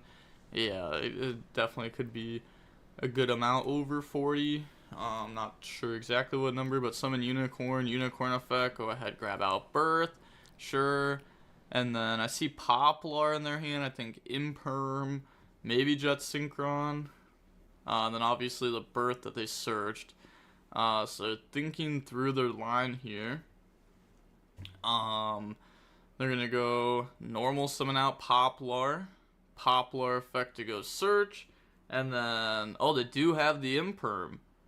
Okay, they are going to let Poplar go through though, which means if they grab original here, the Imperm won't be stopping them completely, because even if you Imperm like Snake Eye Ash, like let's say that's the next thing we go I in. would have probably Impermed the Poplar there, but that's just me. We still have enough bodies to get back to Snake Eye Ash off of Because if you only have one hand trap, you need that hand trap to be impactful. So like you put them on like the better have it scenario, or else you're just probably dying. Sus. So we'll still be able to, you know, keep going at least somewhat from there. But original in the Snake Eye Ash effect, they said okay. So now go ahead. You better not search Kurikara. Okay, search out Poplar. Summon out Poplar. That's fine. Yeah, they do have Jet Synchron in hand. Okay, now from here, I'm honestly not too sure how, like, what exactly it takes to execute the FTK. I know it takes, you go like proxy into the fusion that burns, so maybe that's what they're about to go for here. But no, okay. Maybe you go proxy after Princess. But Poplar spell traps on itself, Snake Eye Ash effect send, bring out Flame Burge. I think it's safe to assume at this point that the opponent doesn't have any hand traps, unless if it's like Nib. I don't know if we played into that there. I think we did, so I don't think it would be Nib. Yeah, we definitely played into it there, so they don't have it. So I think it's safe to assume that there's no hand traps except maybe a Bestial. Okay, and we just checked for the Bestial. They don't have it. So Flame Bird spell Trap Zone IP. Now Poplar plus Promethean Princess. Link off, go summon. And then summon out Hida. Okay. So now we make Apo. Yeah, okay, so there was another misplay there too. Since we already knew that they didn't have Nib, there's no point of using Flamebridge on IP when we did. We should have held it until we made Apo or threatened Apo. Because then the opponent's Bestial wouldn't do anything. It would get rid of IP, but we wouldn't have targeted IP with Flamebridge, so then we can Flamebridge still spell Trap Zone the Bestial that they summon. So, didn't make a difference here, but that's definitely something that, you know, could be game changing. So, always good to make Apo and then Flamebridge the IP. I wouldn't say in every scenario you need to do that, but in that scenario, for sure. Okay, so now we do have Imperm that was held for our turn, which can just hit the Apo. We're going to go Shrouded Dragon, Dump Fallen of Albaz, and then any response. Oh, they're going to read over the Shrouded Dragon. Okay. It's going to try to put itself back to the bottom and draw one. So, I mean, you could Apo, which... Apo on Shrouded is always incorrect, and I see way too many Snake Eye players doing it. It is crazy around here. Kendall just waiting for info to drop, fair enough. Boblin the Sexy Goblin is it Sanctifier Grave Summon effect, and thus can be negated by Apo. No, it just happens. It's like, I believe it just happens. Tazco Talker got 2-2 and 3-1 last time at Locals. Blazing Branded King put in all the work that day. You'll love to hear it. Shout to Yuri Diaz for really just putting everyone on that card. Eric, CDG, when do you use Red and Cartesia effect on opponent's turn? That's some really basic branded stuff. I would say check out my How to Play Branded playlist. I have that there as a free resource to everybody to check out, where I have a collection of really great videos on how to play branded that is updated weekly. So I highly recommend checking out that playlist, guys. I'm going to link the playlist right here. Because questions like that you can definitely just like find out there. Just like basic combo videos. Jake the Mountain Man, this next set is going to be disgusting. I hope I get lucky with the... Yeah, I already read that. How's it going, though, bro? Where are you up to, though, on this very nice Monday? Do you have any events coming up, my man? Have you been doing any post-info testing? Gray, close choke to the final. Shame. Let's see what happens here. Card limits enough hand traps make you doubt your combo methods. Fair enough. Lermashu on the Twitch chat, your mic went very low. Yeah, that was just a glitch from before. EJ, how's it going in the YouTube chat? You reckon Gimmick Puppet? Yeah, answered that. Crabs, make sure to like the stream, guys. Appreciate Crabs. Guys, make sure to hit that like on that stream. I mean, it does stop draw one, right? Shrouded Dragon will stay in hand. They still got to dump off of it. But they don't get the draw. Going in the YouTube chat, you reckon... I don't know. It's, like, weird to stop that card, I guess. Like, you almost, like, don't want to do it. Okay, yeah, they want to cut before they draw. Also, Birth and Unicorn, very, very strong to have on the end board. Very strong. Oh, they drew Fusion Deployment. Because if the opponent goes activated Branded Fusion, dump, then we can just go, like, Birth, Banish, Fallen of Albaz, and whatever you dump. And then, like, your Albion or your Lubellion won't do anything. At least in the current game state. So, they could go for, like, a Sanctifier, which doesn't do anything in the current game state. But they're going to go Imperm. I didn't see what they targeted, but I'm just going to assume that it's Appaloosa. Okay, yeah, they just targeted Appo. Yeah, I mean, yeah, I feel like that's obvious there, right? You target Flame Bridge, they just chain it. You target Unicorn, sure, they don't rip one. Rip one shouldn't be that crazy anyways. Like, it's the Birth that's the problem, not Unicorn. Unicorn's fine. I mean, Rip 1 is still solid, depending on what their extra deck is. But they probably play 2 Grangoyle, you know, 2 Murjade. Fusion Deployment, summon out Cartesia. And then, oh, they do have Alibur. Okay. So, yeah, normal summon Alibur. Activate Alibur effect. In response, They're gonna chain Imperm. They chain Cartesia. We chain Imperm onto Cartesia. Now They we see chain Branded in Branded red. in red onto Fallen of Albaz now. Is that gonna get it And done then though? I don't think so. any Under response the Apo there. plus the Okay, I Birth. think they chain Flamebirch to summon out IP. Do they have any chain? I see Quem in the hand. That's not good. We already normal summoned and stuff, so that card's a blank. But okay, so push up the IP, resolve Branded in red, to add back, and then go ahead and do it. Yeah, it looks like they're talking about the chain link. Chainlink 1 Albert, Chainlink 2 Imperm, Chainlink 3 Cartesia, Chainlink 4 Imperm, Chainlink 5 Branded in red, Chainlink 6 Flamebirch. So now, you know, resolve the chainlinks. We're gonna go ahead, make Lubellion, and then I can gimmick okay, puppet. the Cartesia will just be, you know, shut down from Imperm now. The Alibur will still I answered that. And boy, gamer, he should have just fused with Cartesia first. He would have gotten there. resolve though, because it's What do you have because of Apo? off the field because of the Branded in red. No, you're right. What? And then, yeah, they can go ahead, search. Looks like they're thinking about grabbing the Branded Fusion, which they do. Now on Resolution, well, new chain link. Lubellion chain link 1. Discarding the Retribution. I don't think they have anything in their graveyard that's really that good. So yeah, they're not going to birth yet. But they are going to activate Unicorn, because on the last chain link they activated, you know, multiple monster effects. So they're gonna go Unicorn effect, and then I think they said chain IP, because the opponent is going to potentially make Mirror Jade here. So you want to be able to link off your Flamebirch and your IP to make SP now before they could, you know, Mirror Jade banish. This will also keep Princess alive. Yeah, So that makes go sense. ahead, summon out the SP, rip from the extra deck. Okay, let's see. What do they have? Okay, I see 2 Albion. I see Sanctifier. There's only 1 Mirror Jade. That really you know, hurts. a bunch of standard stuff. I Oh, think I there's saw 2. 2 Mirror Jade, 2 Grangoyle. Oh no, that was a Furious Dragon that I saw. Okay. It's kind of hard to tell right now. Oh, okay, it looks like they're gonna rip Mirror Jade? No way. Nah, they play 2 Mirror Jade. There's no way you rip Mirror Jade here. They rip Mirror Jade, okay. They rip Mirror Jade. It's always Fair correct to rip enough. the Sanctifier. I don't know. Maybe you just rip Sanctifier, because, like, that card's crazy. You know, if you end up getting hit with, like, Gimmick Puppet, then you end up being in a bad spot. You can have infinite follow-up.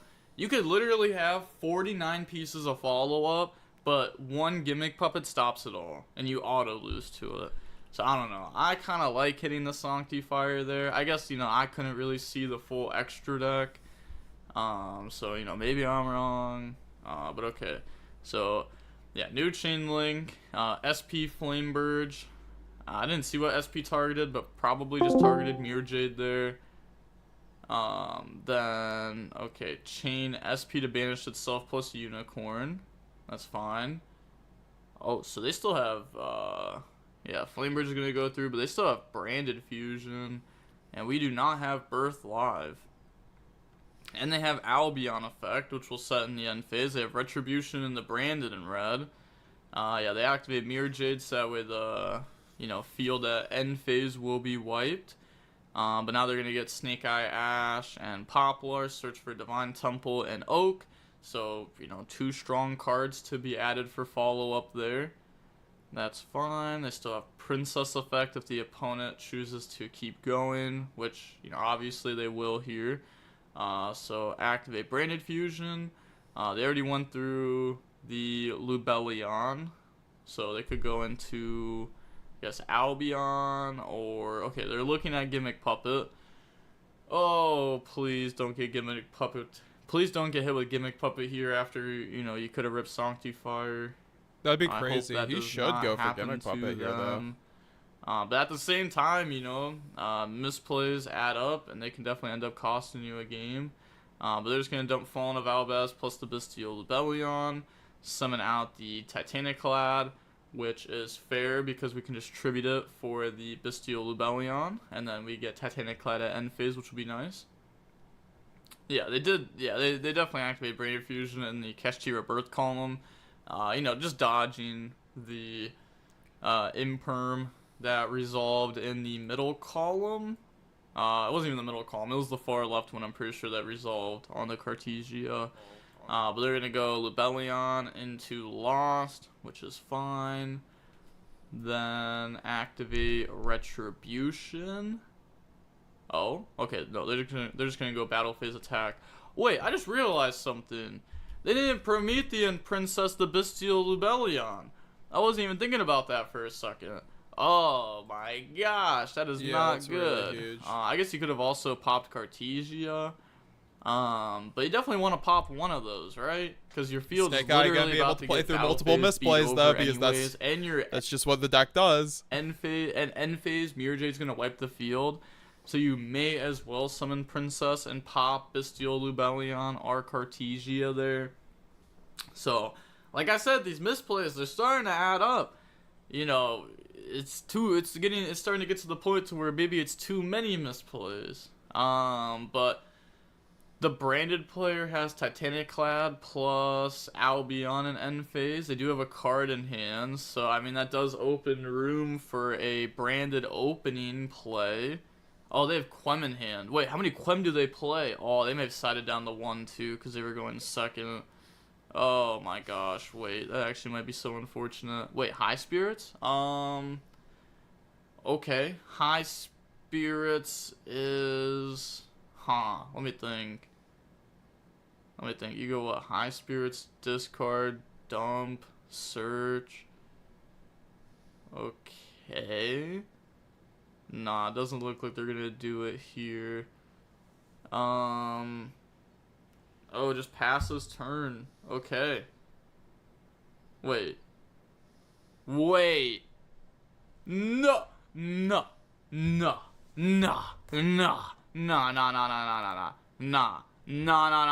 They didn't pass turn. They passed priority.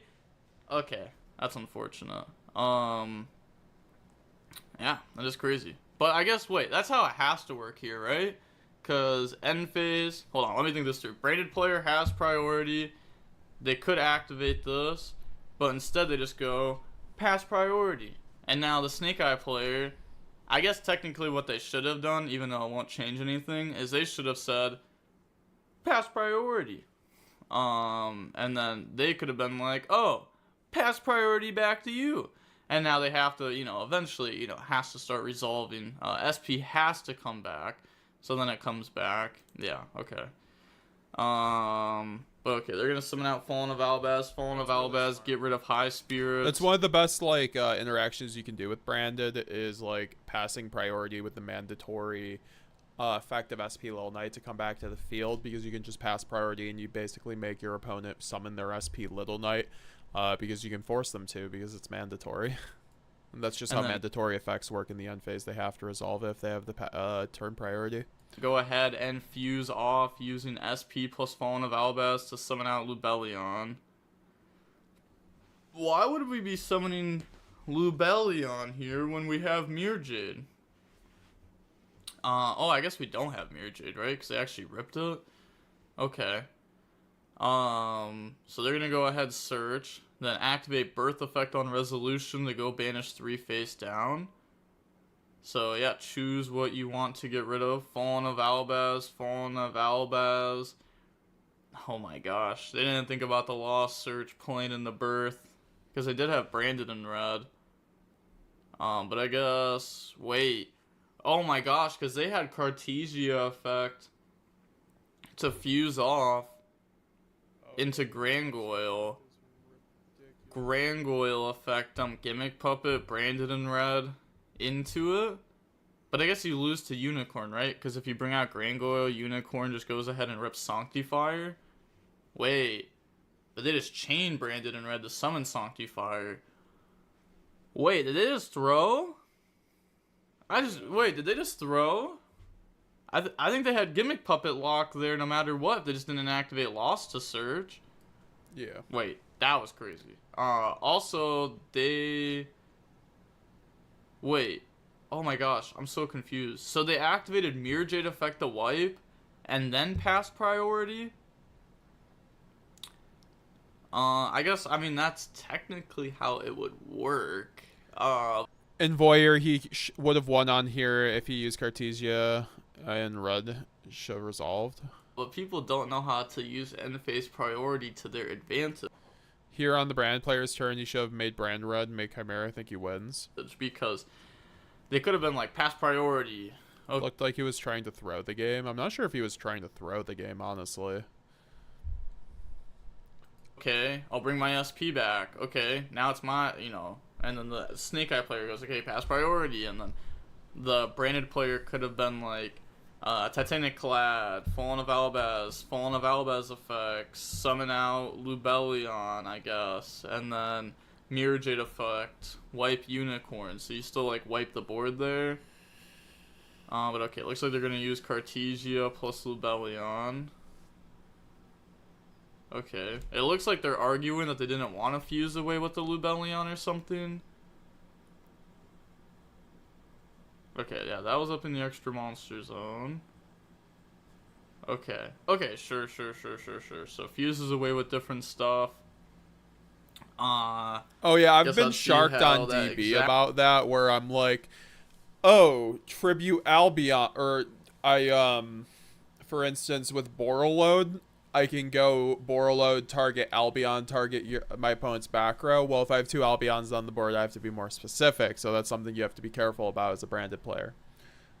Because people who are not very kind will try to catch you on that. Exactly went down. If you're actually allowed to do that there or not. Like maybe if they took their hands off the cards and stuff, then you wouldn't be able to. But okay, now here they are going to go... so that was just like new chain link 1 Cartesia, so lost is in effect, so they can't activate Divine Temple.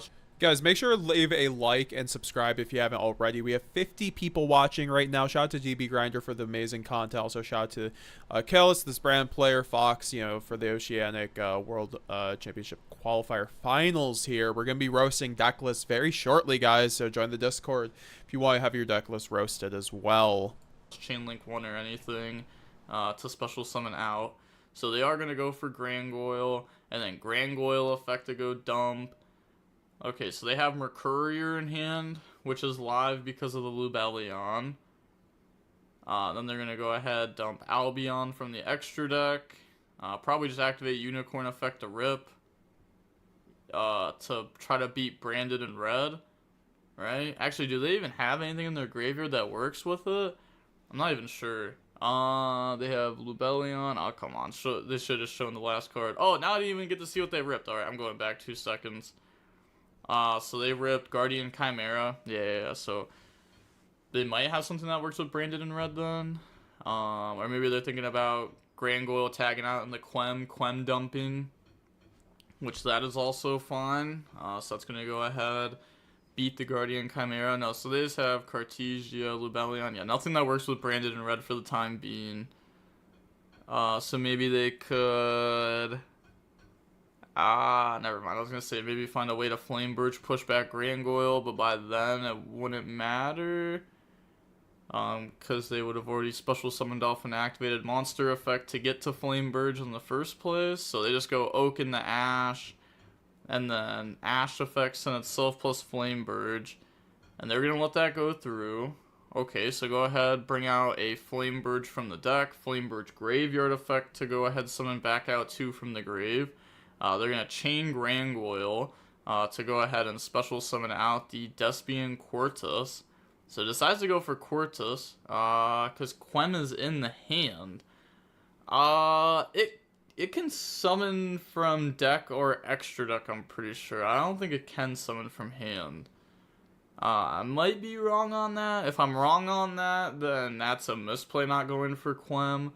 But I'm pretty sure it only summons from main deck or extra deck. But on that summon, they're going to Promethean Princess to go ahead and pop the Lubellion. Flame Birch effect to push back the Quartus. They most likely chain the Quartus effect there, just to drop everything down to 0 attack, making it a little bit harder on the opponent to get damage in. Yeah.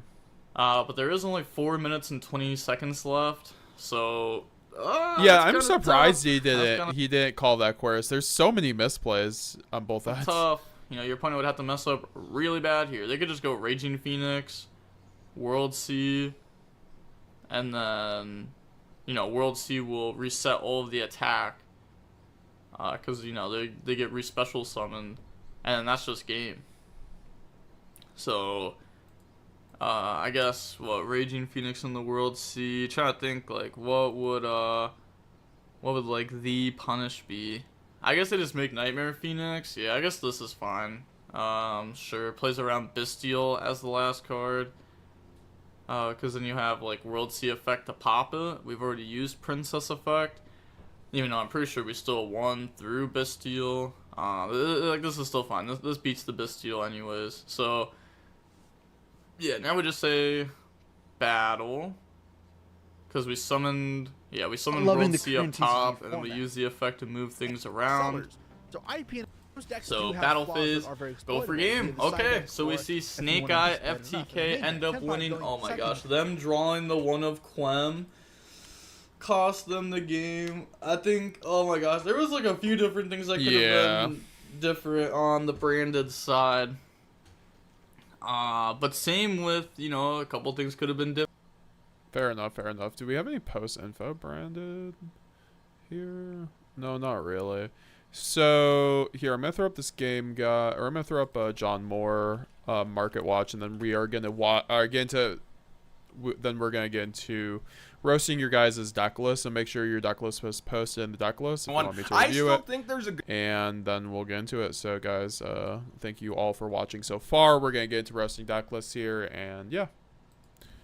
What's good, YouTube? And welcome to the house. The live stream on Friday was absolutely buck wild, and we opened a ton of Rarity Collection 1. I still think there's a good amount of hidden value in there, and it got me thinking with card, and it's a unique level, and it's pretty darn good and goes with the Red Dragon stuff. Now, if there's other reasons for this buyout, let me know. I haven't watched the video.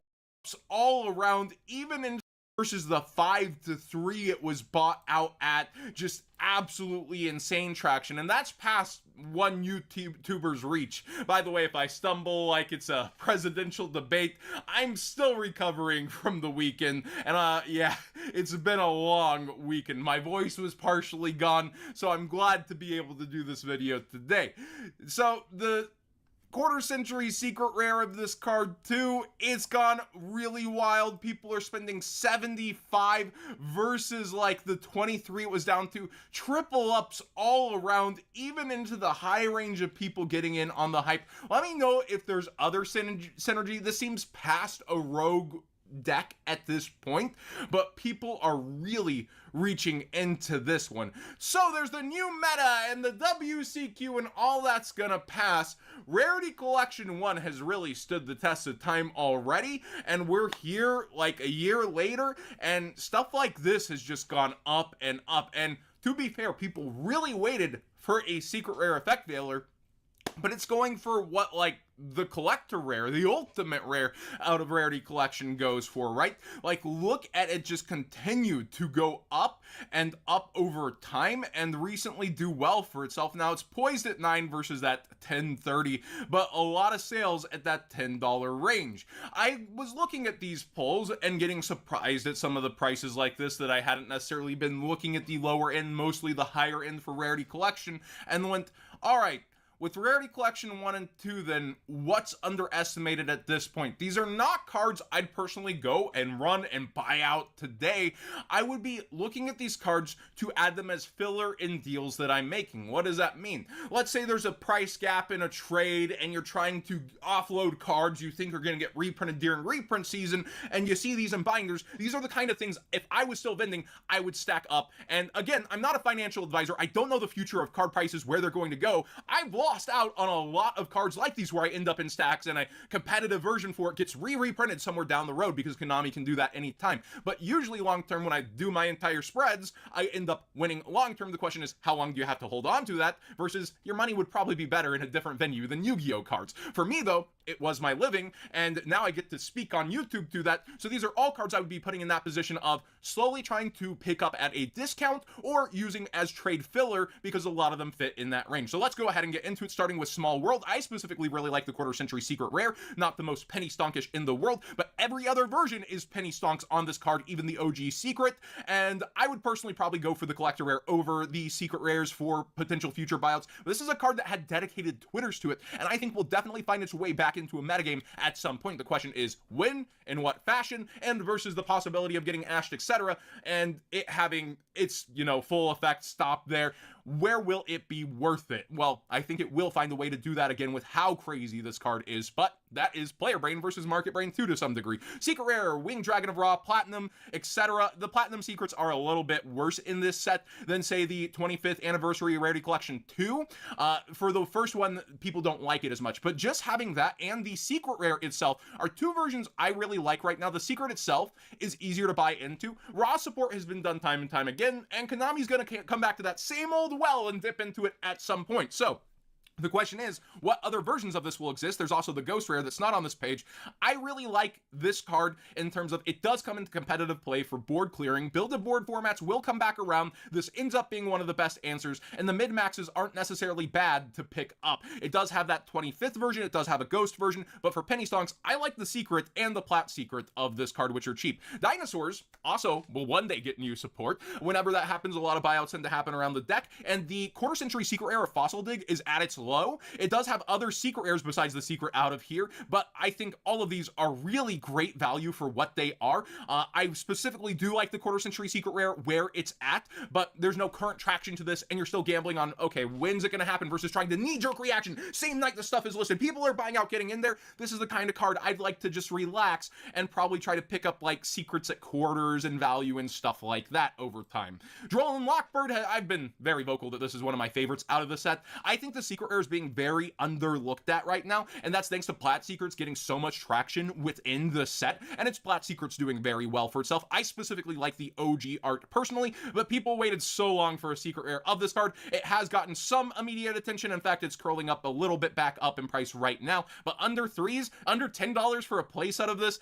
I really like that for a format-dependent hand trap that has such a powerful effect. It goes into banless conversations all the time and has stood the test of time of coming back into formats, including, like just right there. Like we had it right there. People were buying out Ultimate Rare Droll, if you forget, to ridiculous points knowing a reprint was going to come. Now, Ghost Ogre also is a format-dependent hand trap. I think that I really like some of the OG versions for me personally, like the Prismatic Secret out of the 10s, which is still a penny stonk at this point too. This card gets printed into the ground, so other versions could come after, or Konami could lay off for a while. But I do like the secret rare specifically of the new alter art because people wanted other arts of this, not in the terrible quality that we had from Duel Devastator or in Gold Rare. This looks great in Secret, and I think is really underestimated versus those higher tier versions. It's one I could see being 4 or 5 over time and probably not being compared to, unless it ends up in reprint sets as a secret again. Pot of Duality has popped up in a lot of modern. Floon the Rees, anybody, True Draco, Stun decks in general love this card. That ultra rare Pod Duality from the Pod collection is crazy money. Quarter Century Secret Rare is being so overlooked right now. It's around $8 to $9. And for something that has past format play into current formats that have been very recent, I think this card is absolutely being overlooked. And it's one that I really like for a lot of versions out of Rarity Collection 2. I'd still be going Quarter Century Secret Rare personally, but the Plat Secret, if you're on a budget, is under, $10 for a playset, actually under $7 realistically if you're adding your card up, but it does go up towards 3s quickly. I think the Plat Secret's probably the best mid to max, but don't underestimate that 25th. Skill Drain's one that I like to bring up, but I hate the card. This common out of a structure deck, easiest access in the world to everybody recently. This is a $2 card until Rarity Collection. Now, obviously, it's meteorically dipped because it's going to be available for a while, but all those holographic versions for a card that has found its way back to $2 to $3 so many times, I think there's a lot of stonking to do there, and I think there's a lot of upward availability that so many different versions of this card have within it. So kind of pick your poison with this card. Of course, go holographic. I think this didn't have a secret rare till this either, actually, and just every single version of this card might be a bit underestimated versus where it could go, looking at how other buyouts went on Floodgate Yeps. Magician's Souls, it's 25th isn't underestimated at all. It's on the front page, but I do think that its Plat Secret is getting traction right now, rightfully so. It was starting to dip and is now back up towards 544. I like this version of it because I do think it appeals more towards that casual fan base of, ooh, shiny, min-max, I don't have to pay the max for this. I really actually like that version of it. It had multiple others, well, one other secret out of Brothers of Legend, so it now has multiple secret rares, but that's kind of why I like of this card. We're talking a lot of upward low in 5th of it. Other secret 20 good in the penny. Is there anything else that's really interesting in here? Not really. Oh, shout out to There's deals still to be had out there from bottom out at like 120. When you're looking for the actual versions for sale now, they're a little bit more than that. I think 135 or something. No, not quite. Actually, a bit more than that. 170.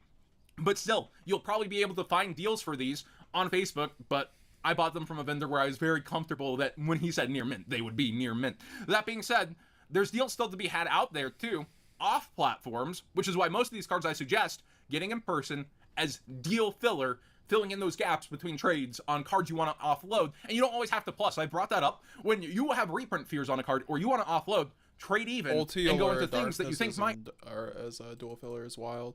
So okay guys, we are going to roast some deck lists now. This is the bi-weekly segment that we do here on Metagames GX, where you guys submit your deck lists and I review them and I give you my honest opinion and review them and try to give you some tips and pointers on where your deck could go. I mean, you know, sometimes it's just a really good deck list, so maybe I don't need to give you any tips or pointers. So we are going to start with the first couple deck lists being posted today. Actually, here, let's just say, Liam, I wish your pictures were turned around. Liam, if you're here, turn around the pictures and I'll review it. Kentran, testing out a smaller build for info formats, Fiendsmith, Whitewoods, etc. Only hand trap is Droll at the moment. Alright, so this is a post-info list. I guess we're going to start seeing some post-info branded lists on the Roasting Deck List section. And he's running a 44-card list, kind of low to the ground in terms of its power ceiling. But, you know, I think he's really dodging the losses to Droll in that case, because Branded isn't typically a deck that loses to Droll, but it is also a deck that can lose to Droll depending on how you're building the deck. And I think a lot of decks that are currently being built around Branded are currently losing to Droll with a lot of their hands. Yeah, even with that with my hand, with my deck build now, I don't think Droll is as prevalent. Is that prevalent to where we have to actually deck build around it until info, though?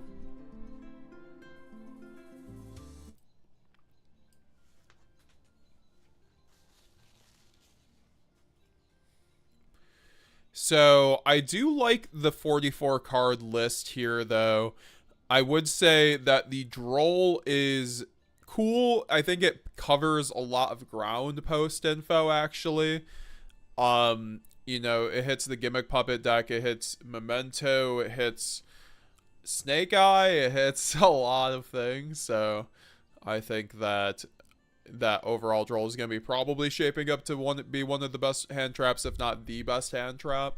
So I think that if we are to main any hand trap, I think Droll could certainly be that one. So I think people should be testing that at the moment. And especially a loaded ground build, it's always made sense to me to try hand traps. Like, you have Ash in the side. I think you could frankly main Ash over this and still be probably fine. I think Droll still doesn't hit enough decks to where it's the hand trap for us to main personally, but, you know, I think we could side it. Certainly, I think you have the 3 Fusion dupe, which is cool. 2 Grand Guignol, Blazing Brand King with the crossouts on the side. I like the list, honestly. I would just say to figure out maybe ratios. I think 3 Fusion Duplication might be a bit rough without, like, I think you maybe need more Alubers, but then again, you do have the 3 Shrouded Dragon. And as like Pac talked about before, Shrouded Dragon plus Duplication is basically full combo. Zelda Duelist with his new list, current list I'm rocking with, wanted some untargetable stuff. I don't possess Sanctifier, so Dragoon is there. And it's not like he's a bad card. Dragoon is crazy. And I completely agree, Zelda Duelist. Zelda, do you get out to play locals at all? Zelda, excuse me. I'm tired, apparently. Zelda, I know you've been in the community now for a while, and you do actually come to our Friday locals. Guys, reminder, we do Friday locals every week now, so make sure to come through to those streams if you want to participate. It's free entry. Sometimes we do paid tournaments. We haven't yet, but I'd like to maybe do a paid tournament so there's like some competitive nature to it maybe soon, so that'd be cool. I do like this list though offhand. The Dark Magician Double Mercurier with the Allures. I love Allure. I know my man Raul. Shout Raul. I love Raul. He does not love Allure Darkness, and I'm gonna have to have him on to just like argue about Allure. That would be fun content. But I do think Allure and Branded is one of those cards that really helps you dig through your deck, which is a crucial thing in a deck where you're mostly running a deck above 40 cards. Allure Darkness is a card I've valued since the day it came out in Phantom Darkness when I played the game, and I've seen the value of that card just skyrocket through the years. In terms of just like, you know, decks being able to abuse it and mechanics, you know, now the fact you can get a plus off the banish effect of Allure is insane. And just the fact you're having a normal spell that allows you to draw into 2 cards is nuts, in my opinion. Helps you cycle through some of the bad cards in your deck, and then also if you run the correct ratios of like Allure and Tragedy, you're going to be banishing them a lot of the time. And that will allow you to go +1, 2, or 3 and start your hands with 7 to 8 cards consistently, which is really good in my opinion. So I do like the Allure for your advantage package, but I do see the 1 High Spirits with the white with the 1 red. I would ask you, do you ever miss the 2 red? White is interesting right now, but you are on the 3 Albion plus the Boral, so it makes sense. And then 3 Fusion Duplication. You are on the main deck Branded Banishment though, which is cool. This isn't a post-info list, but if this was, what you could do is you could main the Light and Darkness Dragon Lord in the extract, take out the Quertus. You really don't need take out the Despia and Proskinion, and which you really don't need. The card isn't great. I've never been a big fan about it. I think it's mostly a cope card, to be honest. It's like really good when you go against bad players, essentially, or people that overextend. Or like it really depends on the meta. I think like beginning of Fire format, Proskinion was actually quite good because it was a good super poly target with like a Luber plus like the boards that were being made. I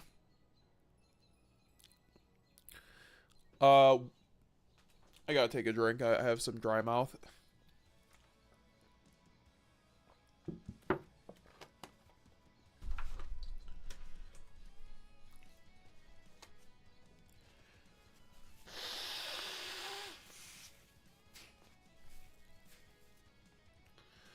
Alright, so I do like this main deck. I think Banishment really does give you the edge in the mirror match as well. And like I said, post-info gets even better. I think like post-info Banishment might be very much standard in the main deck. Side deck's cool too. I see a Snatch Steal plus Change of Heart. I think those cards are quite good right now. I mean, I don't know. It just depends. Like, they're great for taking Apo. I just think they're not impactful enough most of the time. So, I do like Snatch Steal for the interaction versus Purely because it does force the Noir. So, I do think that's pretty good. And then the Eclipses are pretty good too for Purely. And then also just dodging Imperm going first.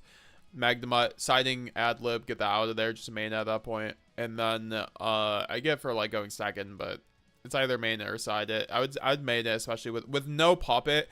Especially if you're running Banishment, you've got to run Adlib in the main. So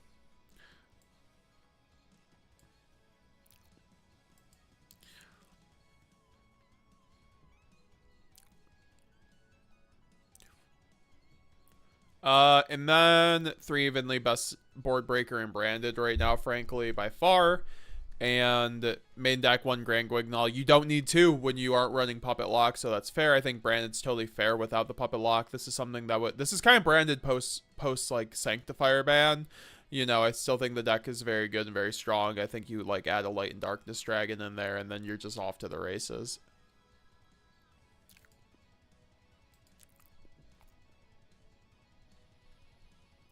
All right, so card limits, card limits, card limits. My man, my man, my man. The man with a plan, and his plan is to smash in your face with Numerons or God cards. So, or both at the same time. So he always sends us his update of his Numeron God list. Sometimes his Sacred Beast Numeron list. He likes to, you know, kind of like flex back and forth between them. But I think that overall, he's excited. Of course, he came in the chat and was ecstatic at the fact that Spell Card Monster Reborn is a import in Infinite Forbidden, which is a quick play spell card which allows you to revive a monster from, I believe, either graveyard, but you get its effect is negated. Yeah, either graveyard. So it's like a gimmick puppet out, but it's a really nice extender too, especially for a deck like this where you can just grab a God card, grab an obelisk, like for free. Like that's pretty good. And then also just tribute fodder and then things like that. So I think that overall that card's actually quite nuts in a deck like this. I think you saw decks like Snake Eye as well testing with it in the OCG when it first came out. So I think that there's definitely room for it to be innovated with in terms of decks and maybe even decks in the future. But we see the 3 sphere mode. I mean, this is one of those decks.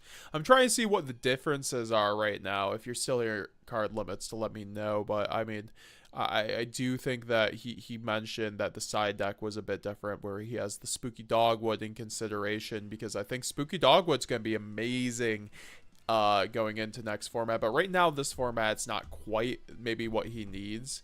Next format, though, I'd probably just main it.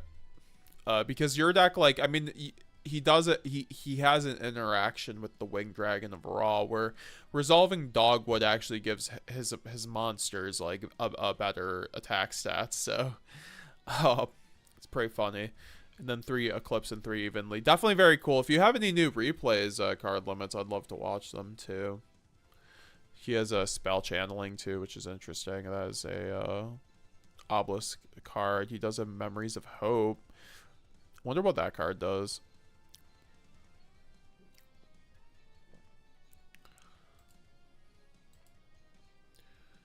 Braxton Thomas, I only own 2 Thrust and keeping it below 60 for now in DDG in the side because I have 4 Infernoid at locals. 4 Infernoid is insane. How is the Infernoid matchup, Braxton? If you're still here, I would love to know, because that is one of the decks I have really yet to test against all too much, unfortunately. I just, like, the deck doesn't seem too real for me, but, like, hey, man, if you've got 4 Infernoid, you know, players at your locals, I'm not going to take anything away from them there. Dr. Roy Awesome, subscribe to the channel. Thank you very much. I appreciate it. So yeah, this is Braxton's list. He does have 1 Bestial Lubellion, 3 Albion the Shrouded Dragon, 2 Bestial Saronir, 3 Aluber, 3 Fallen of Albaz, 1 Kit, 2 Quem, 3 Cart, 2 Merc, and 1 Tragedy. Of course, we do have the 3 Allure. Really standard package here. You are still running all the spells, the brand spells, plus the High Spirits, plus the Blazing Brandon King in the main, and then 3 Fusion Duplication. But he is running a Board Breaker package of 3 Fusion or Forbidden Droplet, 2 Thrust, and 1 Talents. Now, what would I change here? I think that when you don't have 3 Thrust, I think you should probably make up with it in a second Talents. Like, sometimes I'm already running a second Talents. I think Talents is the best it's ever been because people are really maining Mourner and Effect Veiler and things like that. So, and it's really good at board breaking. So I think it could really get you there. But I do like the 3 Fusion Duplication. The Blazing Branded in the main is spicy. However, I'd just take it out and put it in the side. I do like it. I just think it is a tough card going second. Of course, the GOAT Yuri Diaz mained it, so like it works out. So it's just kind of my personal preference on that. I do like the DDG though, as a side deck option for Infernoid. That's interesting. Like, I'm trying to think of other things that would be better against Infernoid. I mean, obviously just the Gimmick Puppet works, right? So, but like, obviously, if you want something else, that is certainly an option. I just think it's a bit targeted for a deck, but I guess if it, you know, you have 4 Infernoid at locals, it's like that thing I always talk about where you have to prepare for your local meta above all else. Like, for the regional meta, for, you know, for the meta that you expect at the event, you have to prepare for, and that's what you have to deck build around. If you take in Decklist from that just won a huge tournament to your locals the next day, go 0-4, I've done that before. Like, you know, it happens. Like, it's one of those things where decks always don't translate from different metas, different contexts, different countries, you know. There's lots of barriers and different developments with how the meta goes, so I think that, you know, at micro level, at a local, when you know you're going to see 4 Infernoid players, you kind of have to do what you got to do. Like, at my locals on Wednesday, you guys know that I main Super Poly at that locals for the past, like, 2 years, like, essentially. And I think that that card is very good in terms of going against things like Marincess, you know, and Dragon Link. So I think that card has always been high value at that locals. Whereas maybe in this meta, like, I think Super Poly has always been staple and branded. This is only since Fire came out, Super Poly has really lost a lot of value in my opinion. So I think that you know, even throughout Fire format, I've mained Super Poly there, like, basically almost every week.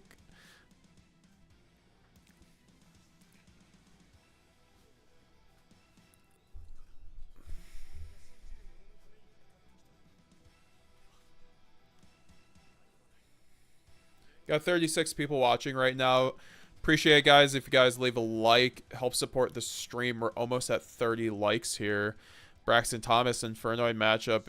Easy if you play it well and know how they work. And also, they just died a puppet. Yeah, that's why I figured. Also, like, what is their end board looking like? But I really, I would just, you know, add another replacement for talents, like maybe put the blazing in the side. Also, the 2 lost. You don't need 2 lost. You only need 2 or 3 lost if you're playing Desires, in my opinion. That's just me. I think it's a bricky card elsewise. You do have the standard extra deck. Don't really have to comment about that. I just made a video on this, guys. Go check out my video on my channel. Cards you need to run in branded. We talk about cards you have to run Brandon. We go over the extra deck, and it's basically card for card this extra deck. You know, why you have to be really running this extra deck card for card, because it's the best extra deck. It's solved at this point. Now, next format, that could change. Side deck, 3 Bestials, Mirror Jade, Doll Dragon, 2 Lightning Storms, Feather Duster, Dark Ruler, 3 Evenly, and DDG and D-Barrier. Yeah, like I said, maybe the DDG goes out for something else. I think it's a bit specific, but, like, because I feel like you can find something that hits other decks plus Infernoid, like Daruma Carbon Cannon might honestly do it. But yeah, thanks for being a channel member, Braxton. I appreciate it, and I appreciate you sending in your deck list. It's a very good deck list. GZ1K with the Ritual Beast Thunder list. Appreciate you, GZ1K, always coming through. I know you're also my buddy Sam's Discord. You're also a Marincess fan, so you're always a fan on the non-branded decks, which is fine. We accept everybody here. I think you've played branded as well, though. Appreciate you, though, GZ1K. You're always here on the streams. You are a true homie. Jake the Mountain Man, is it just me, or is the upcoming Nats going to be one of the most toxic Nats we've ever seen in a hot minute? Yeah, if we don't get a ban list, for sure, Jake the Mountain Man. So, like, we talked about this in the beginning of the stream, but I think that overall, like, we can kind of just, like, retread a little bit and kind of, like, talk about it a little bit more. But, you know, this Nat is shaping up to be one of the worst events ever. So, the context is Infinite Forbidden is dropping the week of Nationals in the United States, which is one of the biggest Yu-Gi-Oh events of the whole year. And so that fact is a lot of people are going to have to scramble for cards. Okay, now what is the rest of the context? In Infinite Forbidden, there are a bunch of really good cards in it. Now, there's things like the Fiendsmith, and mainly the Link 2, which is going to really propel the game extraordinarily further, and also lots of new support for other archetypes like Memento, which is going to really just make a lot of new decks completely meta. We also just got the Ritual Beast support and top of Yubel support, but also the Fiendsmith support really just turbocharges Yubel and Memento, so on top of Snake Eye, which is already the best deck. We haven't gotten a ban list yet. We did get ban list a couple months ago, but it was not sufficient in hitting Snake Eye. Snake Eye is still by far a wide margin the best deck in the format, so by numbers at least. So I think that you know, what we're looking at is with the Fiendsmith and the Link 2 Underworld Yadis being a generic light fiend that allows the any deck really to bridge into the Fiendsmith engine. Now, what decks really benefit from this Link 2? Decks that can make links. What are the best Link decks in the format right now? Well, Snake Eye obviously is the best deck right now, and then we have things like Duel, which has become a Link deck because it usually ends on Appaloosa now. So on top of that, they have the Fiendsmith engine, which allows them to just pump out more bodies, so it's going to be able to really achieve its Link package a lot better. Obviously, it has the Shivara combos with Yama, and then also you can run Muckracker, so the deck already had a lot of Link access, so I think the deck is arguably even better than Snake Eye post Fiendsmith with the Link 2 now, because they didn't have level 4s to go into Exciton. So they weren't really bridging into the Fiendsmith engine, neither was Snake Eye, so now both of these decks can both bridge into the Fiendsmith engine with ease and make rank 6s. Now, what are the best rank 6s in the game right now? Beatrice, which is a literal turn skip in the game with transaction rollback still there. So, you know, you can send things like and there's lots of different cards that people are experimenting with, and then also there are Griffin Rider combos, and you know there is Centurion Whitewoods, which just turbos out Calamity even better in a way that gets around Droplet, like Super Poly. It gets around most things. So I think that, you know, basically what we're looking at without a ban list is one of the worst formats in Yu-Gi-Oh's existence, or at one of the worst events, because we'll probably get a ban list. If there's no ban list in the next week, we will get a ban list likely right after Euros, which is the week after Nationals. So I think that overall, you know, keep your eyes open, look on Twitter tomorrow in the next few days. You know, we might get a Sunday ban list special like we did last time.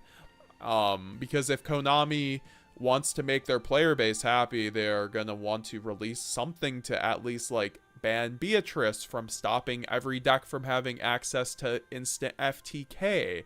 I do think that people like Beatrice is an issue, but like you know, there are going to be other FTK combos within the Fiendsmith line, so you know, banning Beatrice definitely helps, but there will be a lot of things that we'll still have to contend with. Like, I still think Fiendsmith, Snake Eye, Duel are still the best decks with Memento, even with Beatrice gone.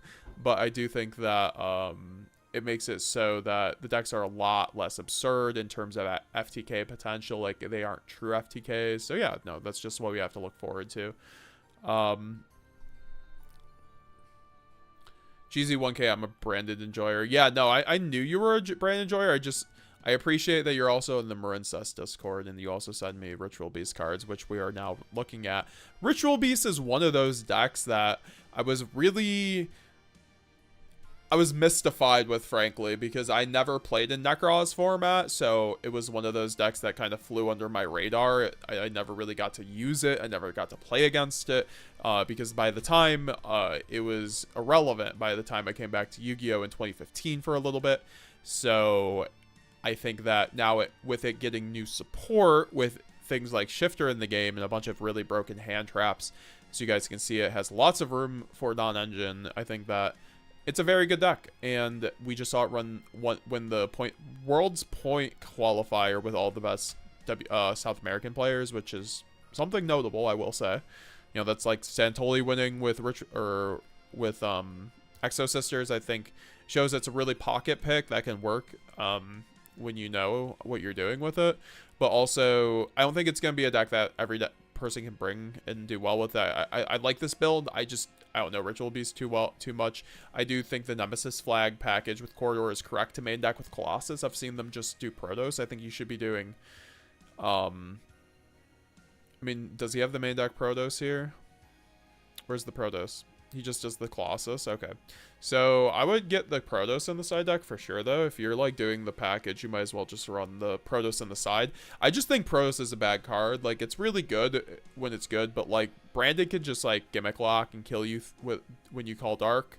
You know, when you call light either, it's the same too. Like, it's still not like the end all be all. I think it's a lot of commitment for not a whole lot. So I think that Colossus is usually a better pick, but like, you know, still against Branded, you still want to use Colossus, because if you have Protoss,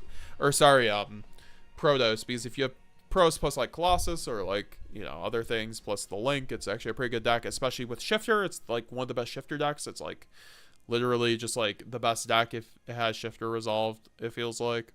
It's also a deck that takes like 30 minutes to combo, which is like the worst part about it. Like, I think like it would be a really cool deck to have in the meta if it didn't take 30 minutes to combo, but that's kind of what it does. It literally takes like 40 minutes to combo. So like, you kind of have to scoop if they kind of are going. I mean, that's the thing though, their board sucks if they don't have Shifter, so like most of the time. So it just depends, but the Colossus plus the Protoss definitely gives them a lot of leeway to have a really good going first board. Chase, not looking forward to Nats this year, to be honest. Oh no. Yeah, no, me either, bro. I just ordered my ticket. I was like debating on not going, and you know, we gotta represent Branded, guys. We gotta win with Branded. We gotta top with Branded. We gotta represent with Branded. At least I do.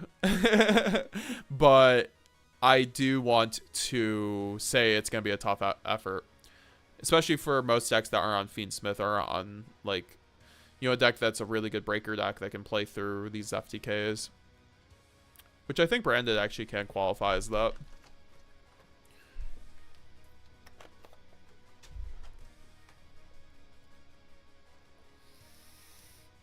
It's just gonna be so tough for Branded, man. I will say that. Yugi2Go, yo, long time no see, bro. How's it going? Channel member Yugi2Go in the chat. Nice to see you, my man.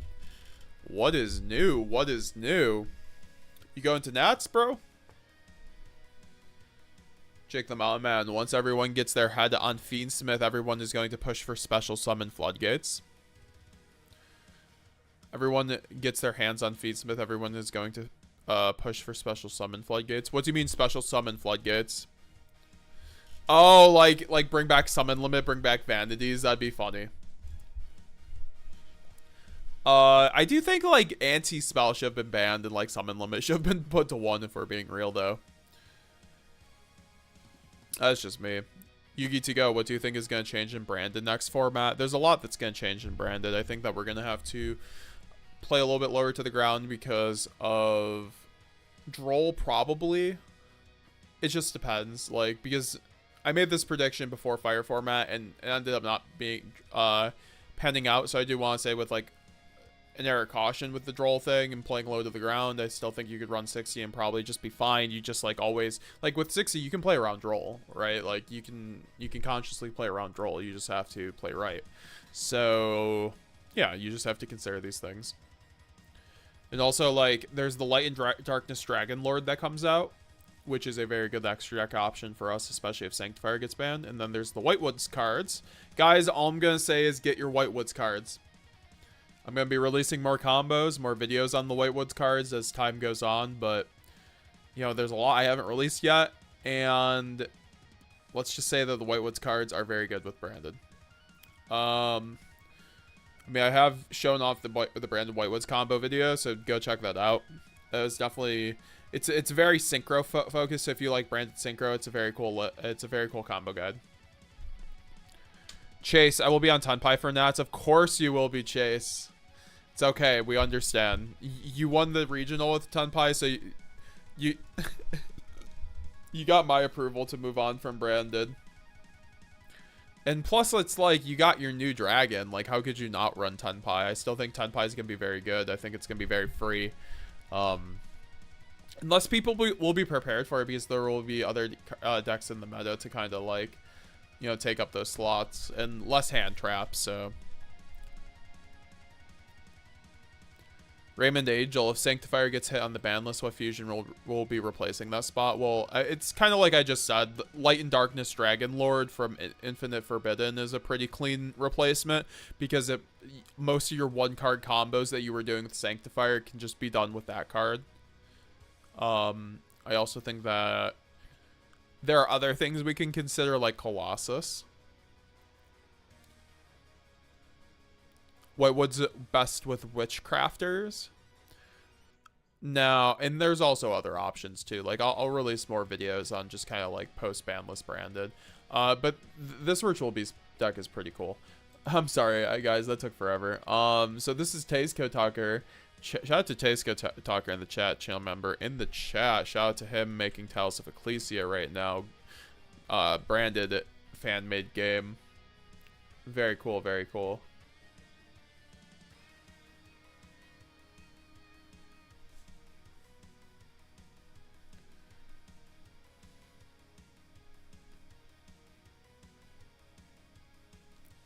So, what was this? Oh, he has Light of the Branded. How is Light of the Branded working out for you?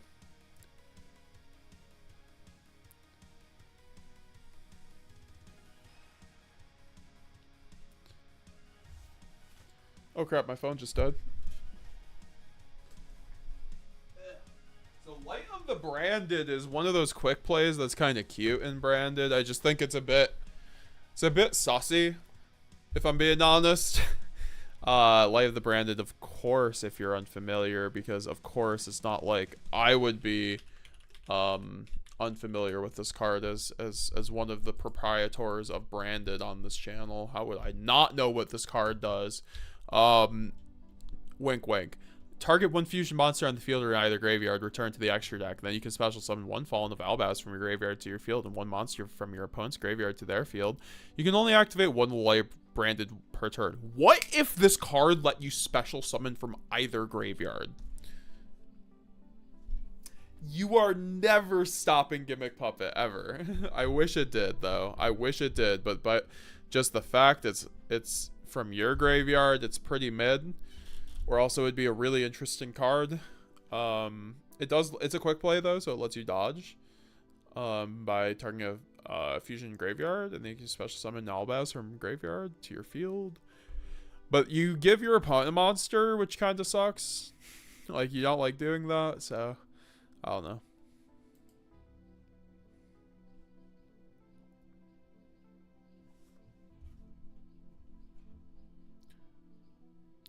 Outside of that, I really do like the list. It's he said the Blazing Branded King has been very key for him. So, you know, for the people who have been main decking there, that, you know, I think Tasco Talker has really been showing that, like, you know, alongside Yuri Diaz has been really showing that you can main deck this card and really put in some work with it, because it's just a card that works against any deck. It blanks any face-up card. I feel like that's what a lot of people don't realize. It's not just good against stun, it's good against any deck. Like, that's why I'd like decide it going second or going first against most decks. I'll be testing a lot, says Chase. I'll be testing either 18 hand traps or 12 and 9 breakers. Yeah, so Chase, how do you see the testing so far with hand traps versus breakers? Because I feel like people are overhyping the fact it's a breaker format. Like, I think breaker format, I think the last time we were in a breaker format, that was like, was that cash format? Like, was that even a breaker format? I don't even know, but like, it's just gonna be hard for me to see people dropping the hand traps. I still think hand traps will be excellent.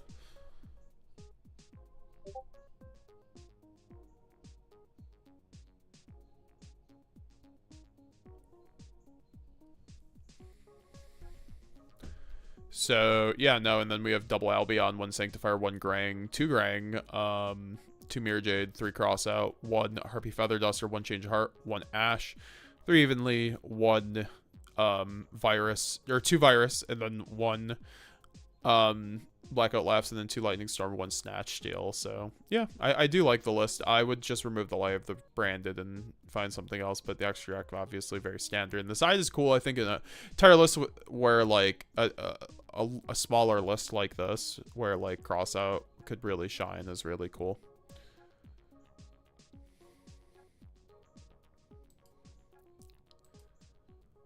All right, West Virginia's finest without the thrusts here.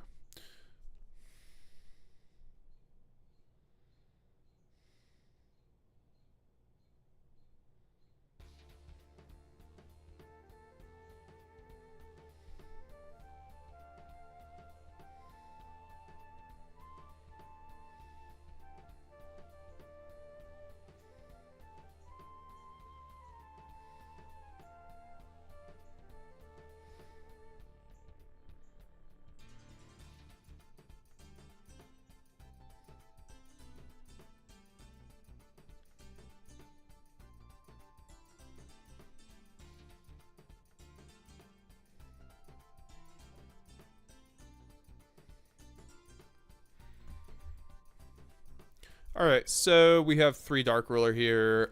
The 3 Dark Ruler is something that you've been seeing a lot more often, like obviously with Pack popularizing it. I do think that it's quite a good option right now to consider over Droplet, just with a lot of these boards. You don't want to sacrifice card advantage to sometimes, so like, you know, Dark Ruler allows you to not go like neg to clear a bunch of negates. You know, it's not just Apo being the negate anymore. So, and then the 3 fusion duplication. 1 talents, though, without the thrust, though, is a little sussy. I would run more talents. Also, high spirits is a way to run, like, you know, stuff to run. A card to run to, you know, replace thrust, in my opinion.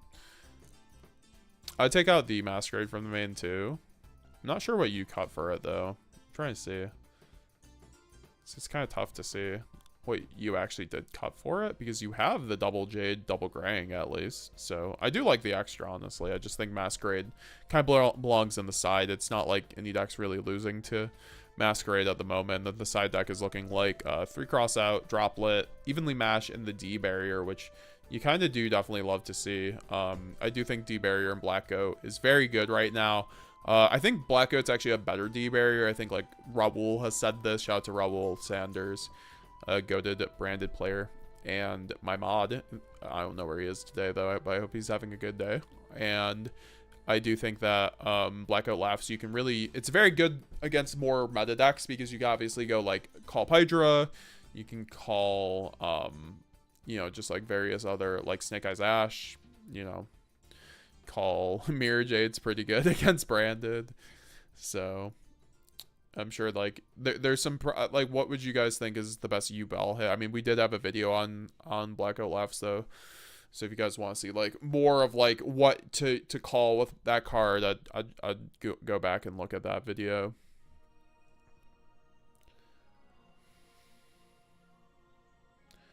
But no, it's a very good deck list. West Virginia's finest. I'm proud of you. Very good list. Oh gosh, what is this Salad FTK? Are you just trying to give me I think Master of Logic here is trying to give me PTSD from the other day when I lost against 2 Salad players on DB who both drew Ash all 3 games, and it's like, hey, I'm the guy who makes the videos that say play through Ash every duel, and hey man, that's true, but like, man, sometimes you're just like drawing a brick, and that's just Yu-Gi-Oh. Like you can't not, like, any playable hand with branded plays through Ash, but like if you just draw unplayable, it's like, what are you doing? Or if you draw like an Ash pass hand on that point. But no, it's a cool build. You do run the parallel exceeds, you do run a huge hand trap package too with the tactics and the charge. Charge is really good, dude. I didn't realize how good that card was. I didn't realize that until I played against, because the fact that it's a pop is just super good on top of you're already running Rage and Roar. I do think 60 might be a bit much, but you know, you give yourself all the options. 1 Salad of Fire is pretty nuts, I'm not gonna lie. With 3 Buffalo though, obviously you are the buffer, or you are in agreement with my mod Firebrand YGO, and that Buffalo is better most of the time than Salad of Fire. But I do think that running the 1 Salad of Fire is very important in order to kind of bridge your combo lines and get there.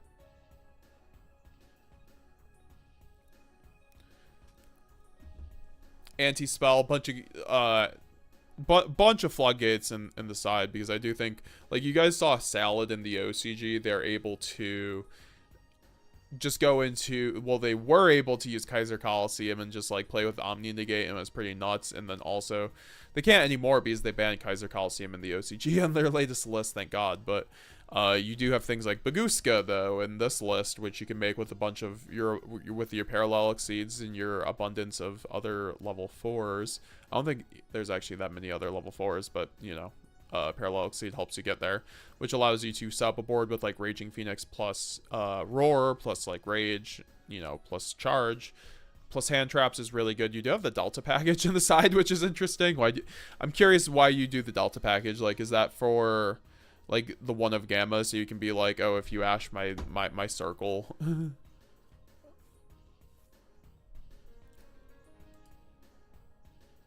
Yeah, shout out to Salman, great.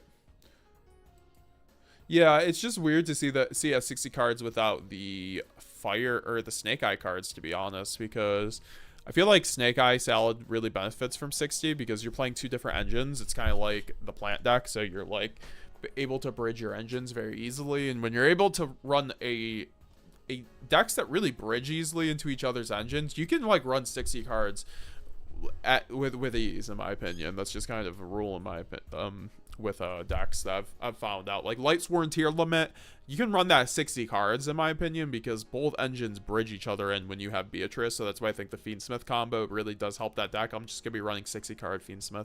Lightsworn, man, if I wasn't playing branded.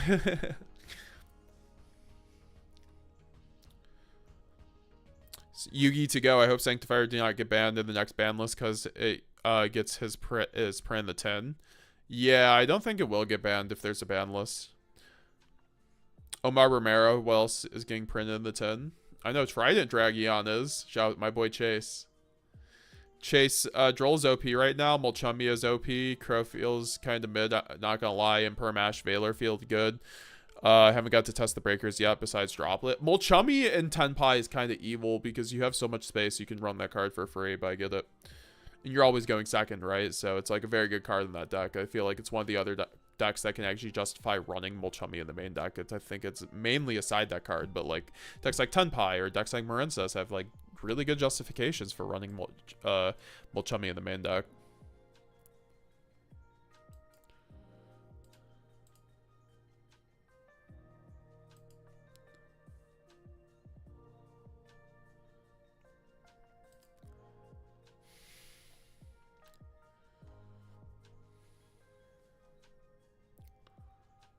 All right, now we have Fabi 2K6's deck list right here. Is this it? Yeah, it is. Okay, so 45 cards. You'll love to see it.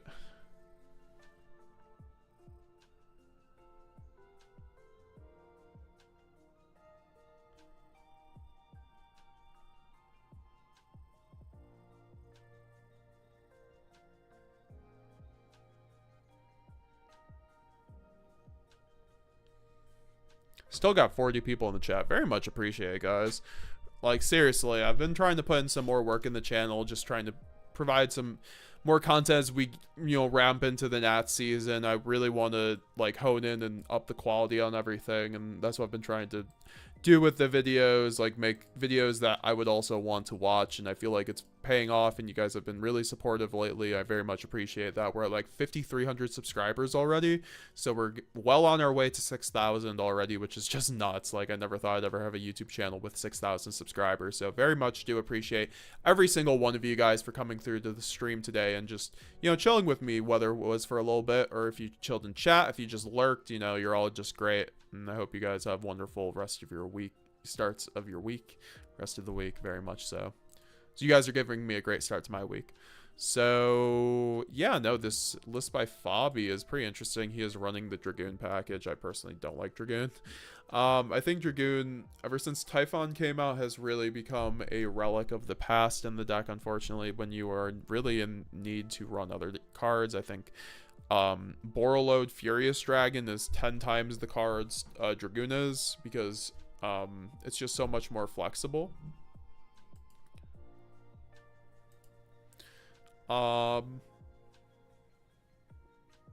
And then Yeah, no, outside of that, though, I do like the list. I think you might need more. I mean, I do like the droplets. You could consider Dark Rulers in the side, or if not, main them over the droplets. I do like the 3 Shrouded, 2 Quem, 3 Cart. I would probably run some more High Spirits, though, to play through more Hand Traps, though. Either more High Spirits or more Fusion Duplications to play through Hand Traps. I think this build kind of just, like, has that one glaring flaw to it, where if you just don't get Dragoon out, you're gonna lose to Hand Traps.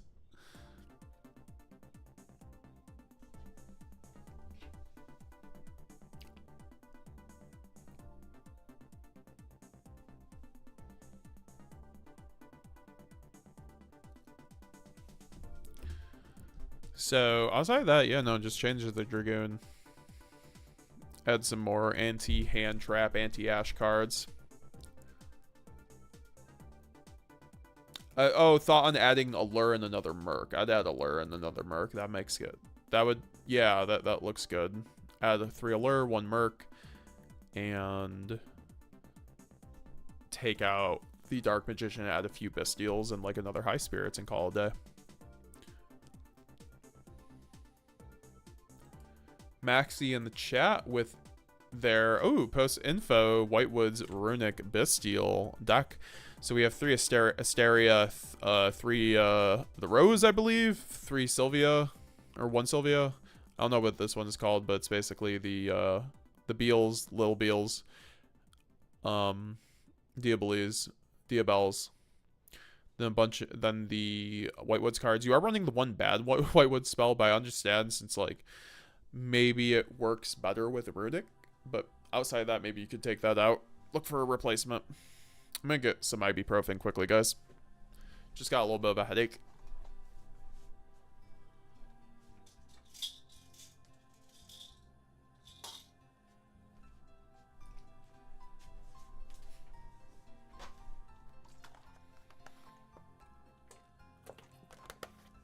But yeah, after roasting Decklists here, guys, we're going to get into Remote Duel. I know that Braxton is waiting right now. So Braxton, if you're still here, I know you messaged me. We will do our Remote Duel. But no, we're, I mean, it's Runic Whitewoods. I think that, I love the Muddy Mud Dragon into the Dragoon. You could even make branded plays with Muddy Mud Dragon. Call, like, Cartesia or Albaz. Run Quem and like Cartesia too. You could do a lot with that. Shout out to Maxi. You need Crow for Tenpai. Jake the Mountain Man, I'm definitely worried about Crow as soon to be a puppet player. Hitting my rank up is gonna stag. Yeah, I think Crow is gonna be very good right now. I think Crow is something I was considering for branded, honestly. And like a low to the ground version, maybe. Or in the side deck, Crabs.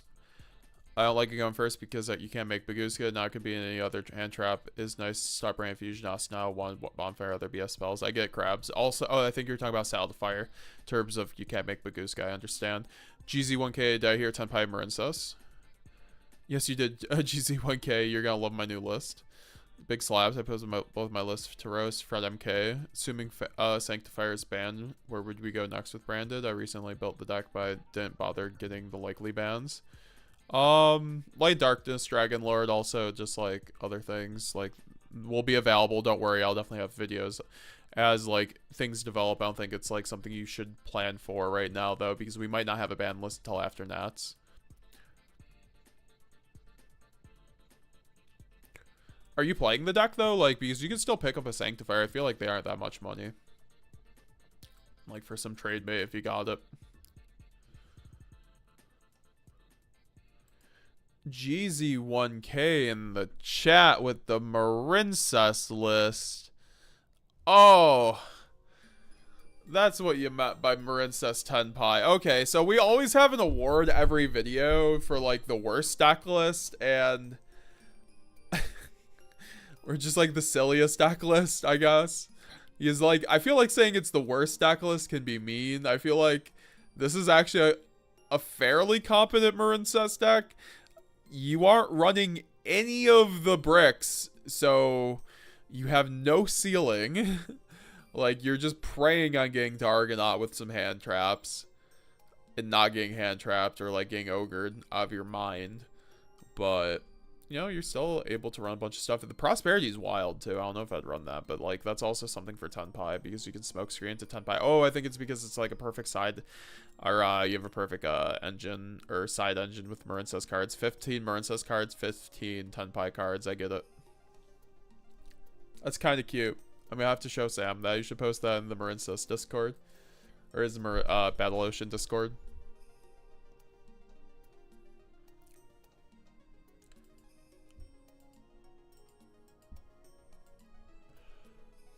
Alright, so we got Big Slaps, aka Slayer in the chat, with his 2 lists. So we're gonna have to roast both his lists here.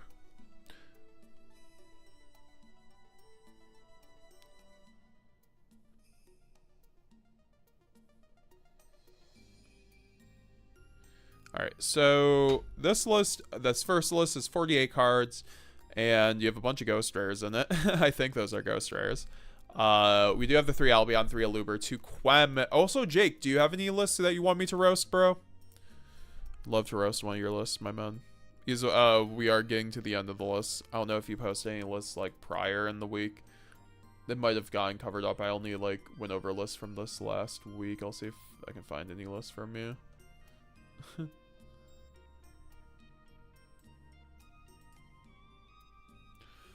But this list is cool. It looks really tight. It looks like kind of a pack list. You got the Allures, Mercurier, but you do run Droplet over the Dark Ruler. I think at 48, this is actually a really tight list. You do run one branded in red, which is like definitely a stylistic kind of choice. Like, you don't need the 2, but the 2 definitely helps. But the 2 can really brick you in like a shorter build like this too.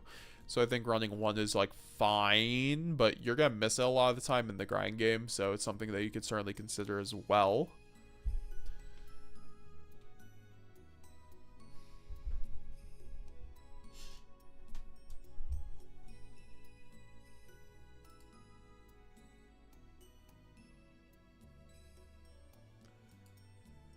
So, yeah, no, I do like this list. There's nothing I can really complain about, maybe besides going to 50, adding the second red, you know, like, adding another Bestial or something, just to round out the darks, maybe an ad-lib. I think ad-lib's kind of bad right now, though. Side deck, really standard. It's the solved branded extra deck, of course. And then you have the side deck, which is 3 Crossout Designator plus 2 Ash, 1 Magnuma, 1 Masquerade, and then the 2 Lightning Storms plus 1 Imperm for the Crossout package, of course, alongside 2 Ash, which is interesting. Like, I presume you don't want to draw. It's like slash going second slash. You don't want to draw the 1, so Crossout's dead, which is like fair. I think Crossout works in builds like this where it's a bit shorter, like I mentioned before. Maybe just consider like multiple fusion duplications too.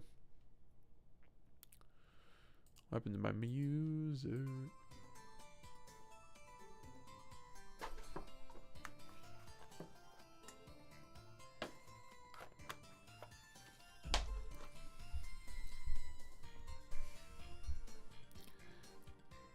What do you mean worst? The worst? I was cooking with this. Yeah, that's what I'm saying. It's like either the silliest or the worst. I mean, like, that might be the new goo. Honestly. I think the issue with smokescreen Tenpai now is that the Poplar, or like, you have so much more engine now.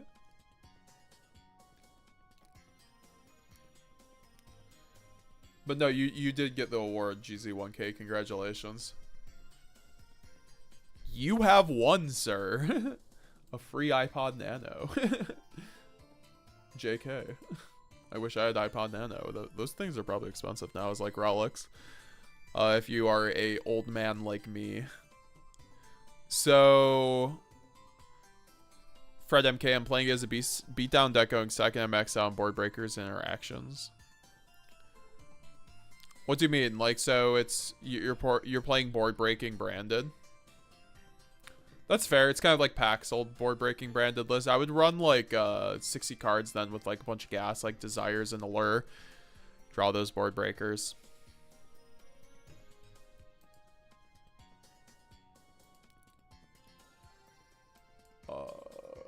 Okay, and then here's his second list.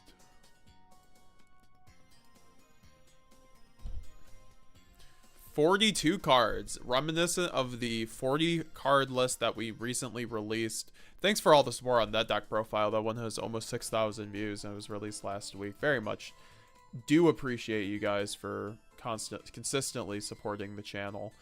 But I did want to put out like an idea of where, like, hey guys, like a lot of people have been running 60 card branded, and with Infinite Forbidding coming up and people like looking to be playing Droll and Lockbird, like I think that considering playing a low to the ground kind of deal with branded would maybe be a play that we could consider in our arsenal. You know, I think that 42 cards is well in that range, and like it allows you to not brick essentially for the most part. Like you always get to see thrust, you always get to see branded fusion, you get to open these cards way more often. But I think the issue is that you have less ways to play through multiple hand traps, and you have less ways to effectively play a grind game out, which is one of branded's best things, and that's why I think a 60 card list always really complements branded.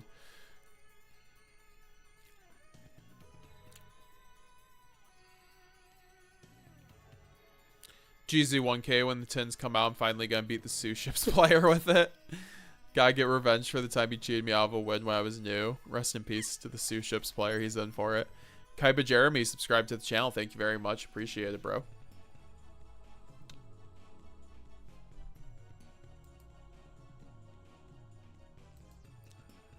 Oh gosh, I asked Jake the Mountain Man to post a list, and he might have just gave GZ1K a run for his money. We have the copium. That's the only caption, and I think that's all we really need when we're looking at a phenomenal deck list like this, where you start out with one Exodia incarnated, like the new guy, which is pretty good, honestly. It's unaffected by card effects, but it needs a bunch of attack to really like make good on that. You need the pieces in the graveyard to do that, which isn't always the case. But it is a towers, guys. If you have 4 in the graveyard, that is a 4k towers, 5k towers. We're talking about purely towers, man. It doesn't bounce, but hey, man, it's a cool card. It's Exodia. You get to whack your opponent with it. But it doesn't stop there, because we have 3 Summoner Monk, guys, because of course we have to Summoner Monk into the Fabled Lurie, or no, I presume it's this level 4, which, Jake, you're gonna have to explain what it is. I'm actually quite confused as to what this one is. It's a level 4 Earth monster. I presume it just kind of helps you get into the Exodia pieces, like off a special summon with like Summoner Monk. But then we do have the Fiendsmith engine here. And we're, of course, running one of the Fiendsmith equipped cards. I guess that's all you need with the Lurie 5-card engine, guys. Wow. You're, of course, running Beatrice on the side, too. But you're running 2 Flame Valguard. I gotta ask, why Flame Valguard? Like, what is the synergy with Flame Valguard? Because I don't see it. The only thing I could see is possibly, like, the Dark Factory. Because Dark Factory is just another way for you to, like, pump out monsters, but I don't know if that's how it works. Then Table of Contents is just wild in 2024 on top of the Magical Mallet plus the Wonder Wands. But you are also running the win condition of getting, you know, if you can't Exodia your opponent, you can at least get into Beatrice and FTK your opponent with the Whitewoods, or sorry, with the Mayakashi trap card alongside Transaction Roll Pack. You know, get that detach 1, send Transaction Rollback on your opponent's turn, and target the Mayakashi trap and just skip their turn. Check out the replay I posted recently. Okay, let's see.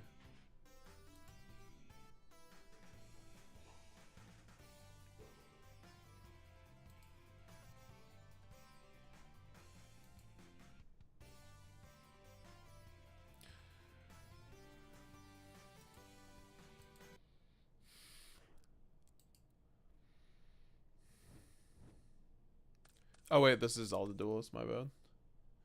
Oh, you actually made a replay with this copium. Wow. Okay, so let's see. Wow, it's an FTK. This is actually just Exodia FTK.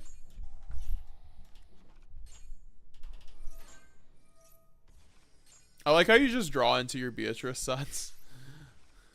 Oh, the Flame Velguard. Oh, it's because it summons out all those guys. That's crazy. But how do you recycle the pieces? That's the question. Oh, you go Saryuja? But now you're just like, how are you getting back the Exodia pieces, though? Or are you? Okay, you have the legs right next to each other, which is super funny. Now you have a Formula Synchron plus Avarice. Oh, you have Avarice. That's so awkward, though. Like, you have the... Oh, the Underworld into the Apo. Into, oh my gosh. Get to Apo and then continue? To be fair, you have gotten nibbed way earlier, but this is some crazy... This is some crazy go. I'm gonna take this to Nats, Jake the Mountain Man. Wow, he hit the Exodia. This is what, guys, this is what you should be running. Like, fuck Snake Eye. Fuck you, Bell. Run Fiendsmith Exodia FTK. Like, honestly, what are we doing here? Like, what else? Like, if we're really considering options that are not Exodia at this point, or that are so, yeah, no, that was beautiful. Was that our last deck list? That was our. Oh, okay. So we got two more, and then that's our last two. And I really do have to do this remote duel. And Braxton, if you're here, join the one called. Join the general, and or join the duel room, and we'll just drag you in. And we're also gonna do a 45-minute counter on it, because last time it got to like 2 hours. I'm not gonna lie. Branded mirrors can be pretty dicey, and also just because I do need to get out of here in a timely fashion. But yeah, no, here's West Virginia's updated list here. Updated from a old deck list about a week ago. Seen what you went over today. This is the updated version I'm currently running. Still too cheap. Wait, so... Oh, he did run... Okay, so yeah, did the 3 fusion duplication. Very nice. Yeah, I mean, try it out. Let me know what you think. And then the 1 talents. 2 high spirits. Yeah, I think that's really nice. And then you could run maybe 2 Saranir. Run 2 Saranir on top of... And make it 50. That's just my opinion. Because it gives you more high spirits targets plus allure. Also gives you more like ways to get brand fusion to the graveyard with duplication.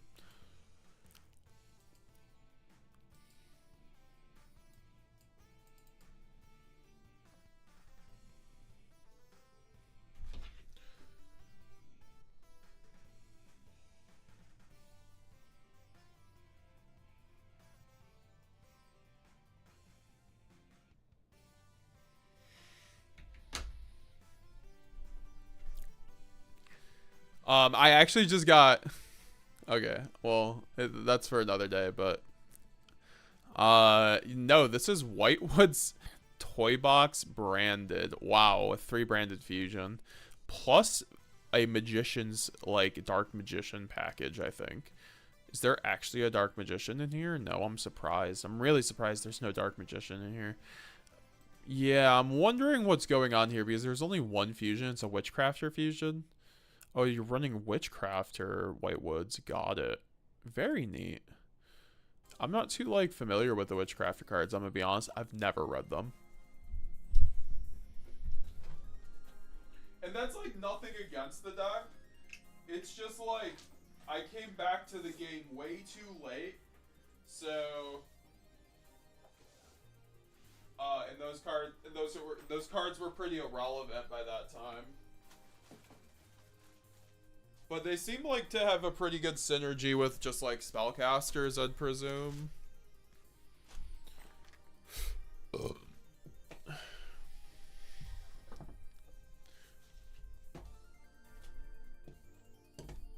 Alright guys, that was roasting deck list for this week. Really do appreciate it. If you're watching on YouTube, let me know down below in the comments what your favorite deck list was. Thank you, YouTube chat, for watching along with me and roasting these deck lists alongside with me. We'll be back next week to roast more deck lists and hopefully get some more post-info decks. But hopefully you guys got a lot more info on what you want to be running post-info. Sign up, become a channel member down below. Twitter. Leave a like down below. Also, to use my TCG player affiliate link, my Whatnot affiliate link, and also you guys can always donate through super chats and sign up to become a channel member to support the channel. So very much do appreciate it. Help support more content, great content going forward. So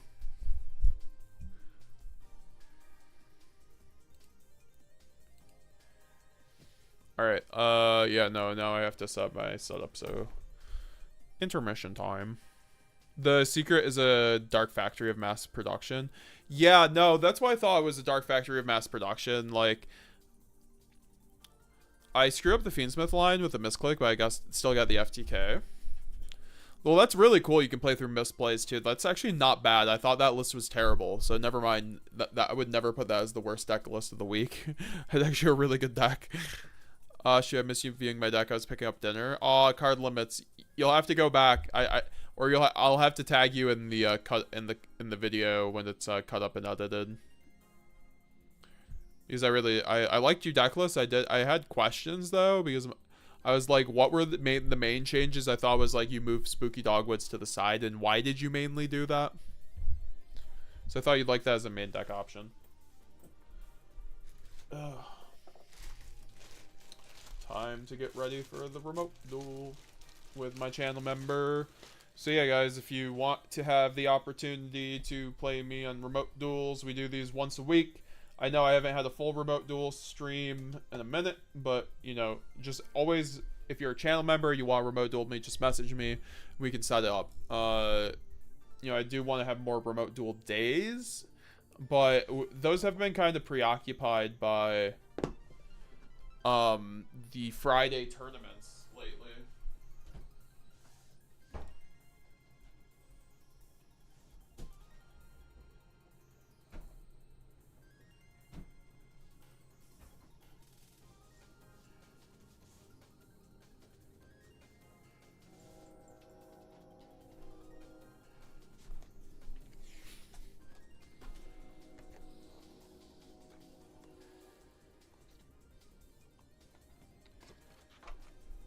I think I'm on the same list from locals last week, if I had to guess. But here, I'm gonna have to switch over the camera in a minute, guys. So just gonna get my deck ready. We're gonna get Braxton in here.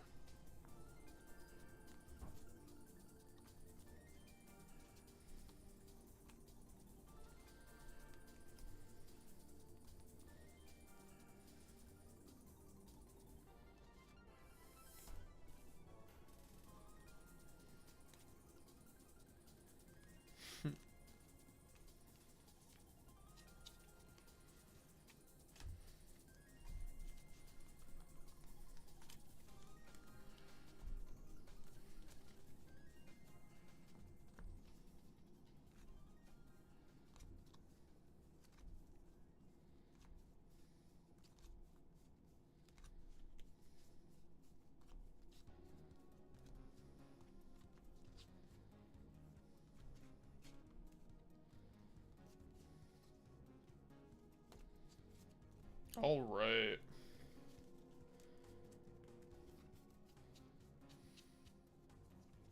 I have to get my Ultra Retribution. Just upgrade him to an Ultra Retribution. That's Euro print, which is really nice. Shout out to Mark for doing that. Just seeing what else I'm missing. Probably just... I feel like I'm missing something, but it's fine.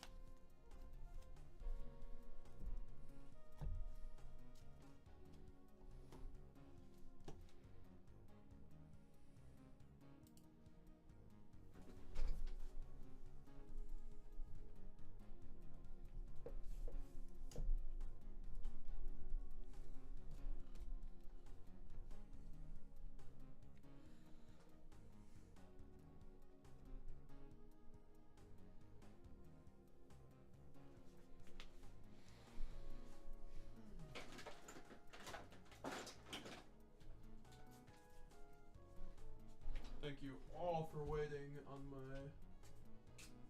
technical difficulties.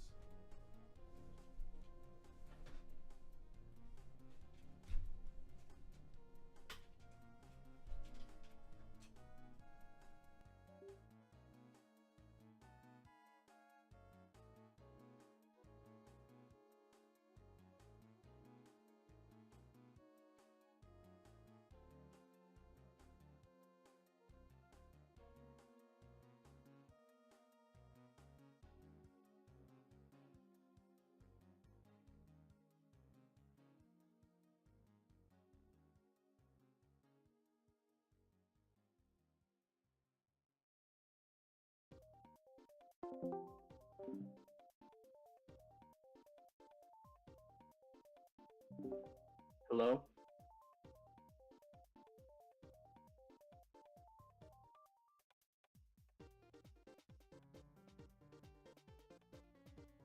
If you're speaking on Discord, I can't hear you.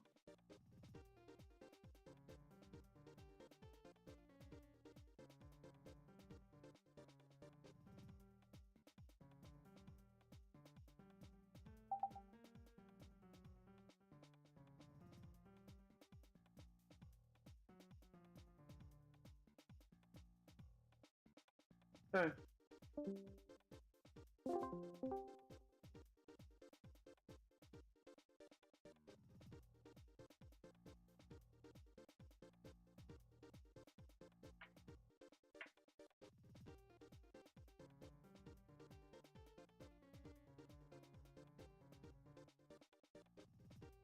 I can't see my video for some reason. Like I have the camera on my thing it says, but I don't see it. Alright, does it look okay? Yeah, I could see it in the other column. Oh, yeah. There.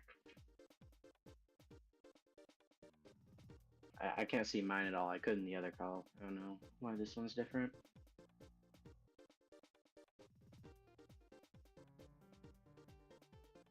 If yours is on, I can't see it either.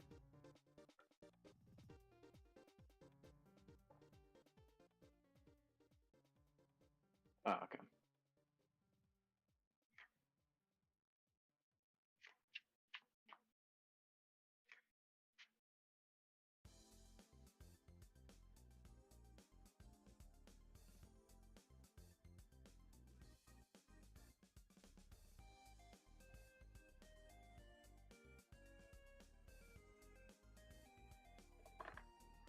I showed it in the Discord, but my OTS hasn't gotten the new OTS packs yet, so we had to open 22.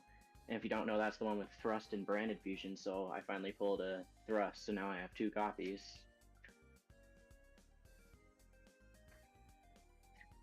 It's only very miscut. Well, it's not like as bad as like PAX openings and Albions with the name.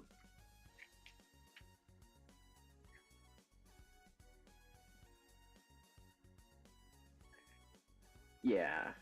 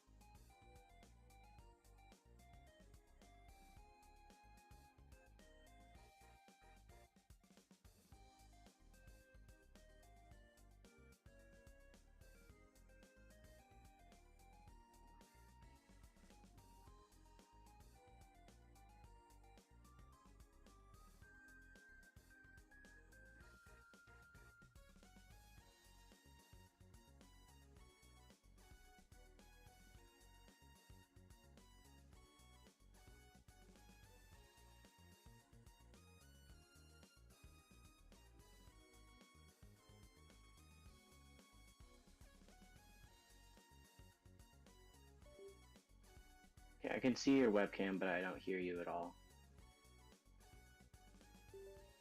Oh yeah, there.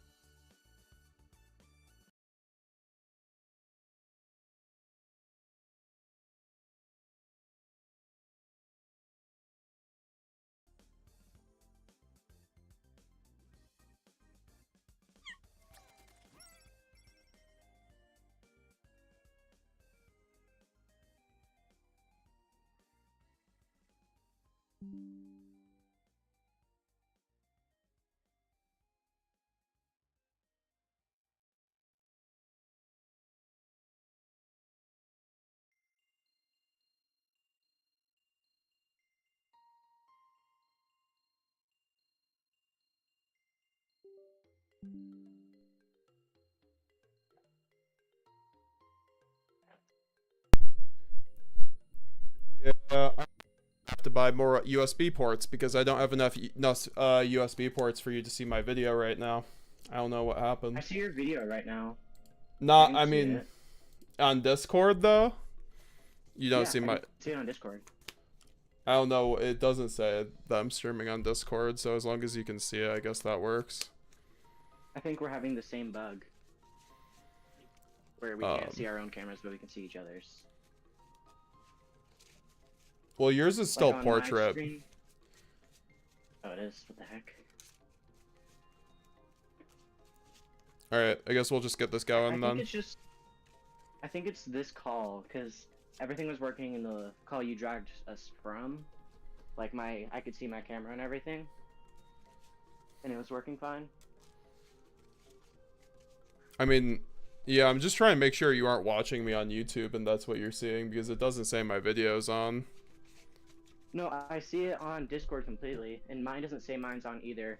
What I figure, like, what I think it is whenever we drag us to the call, like for mine, since I had my video on, like, since the video was, like, on, it turned it off without clicking the button, so when it's on, it thinks it's off, and when it's off, it thinks it's on. Okay, let's just, let's get into the, if you're ready, let's get into the duel. I see your camera, but I don't see, like, your field. It's just, like, pointed at your screen.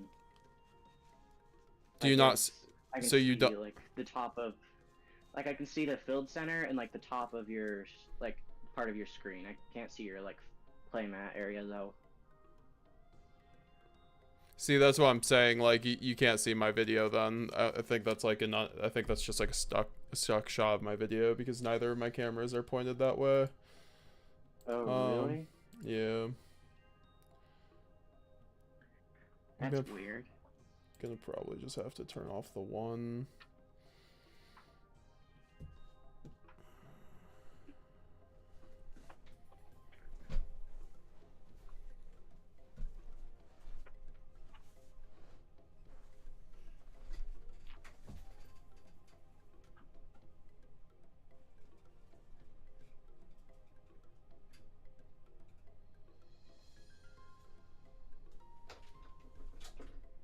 Yeah, now it just shows the thing that says, please start Manicam.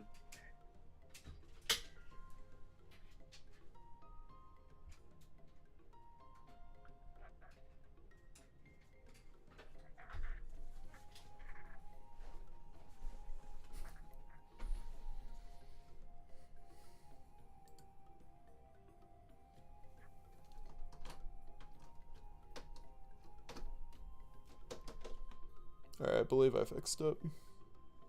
Yeah, I can see your area. I think it's really zoomed. Wait, no, I probably just need to click on it. Oh, yeah. I can see, like, where your monster zones are. But, like, Yeah, not no, fully it's really zoomed in. I'll have to Yeah, unzoom. okay. Oh, yeah, probably because he's face cam, yeah. Are you able to see my field okay? Or does it need to be adjusted at all? Should probably put down, or that's fine. Your field's is good. I mean, if you want to put it down towards your mat a little bit more, that'd be better, but that works. Yeah, that's fine. Right there? Is that better? Yep. Or no? Oh, okay. Half cut work for you? Yep. And then I'll roll for me first. a 6, and you get a 4. I'll go first. Oh boy. Good luck. You too. 2, 4, 5. Standby main. Yep. Deployment, reveal, Duganal. Yep. Special cart. Yep.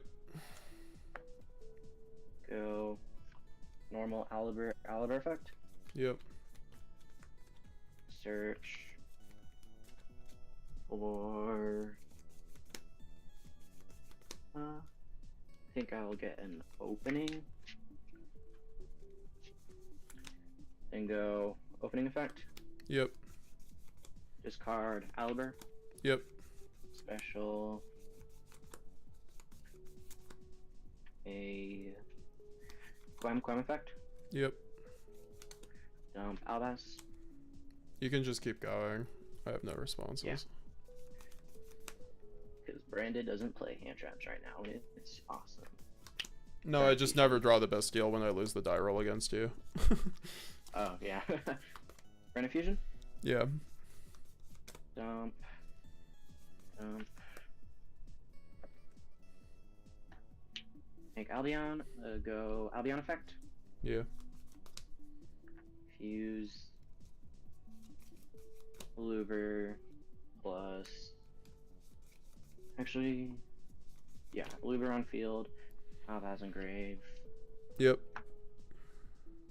Make Rebellion. Go Rebellion effect. Discard for cost. Yep. Fuse Banished Albaz plus Rebellion. Yep. Make a Mirror Jade. Go Tribute Allion. Special Rebellion engrave. Go Rebellion effect. Yep. Place a Lost. Then go Cartesia. Yep. No cards in Fuse hand. Rebellion. Yep. Go Chain 1 Guganol, Chain 2 Lost. Yep. Search. Also Chain 3 Quem target Cartesia, sorry. Sure. Special. Search. Courier. Dump. Puppet.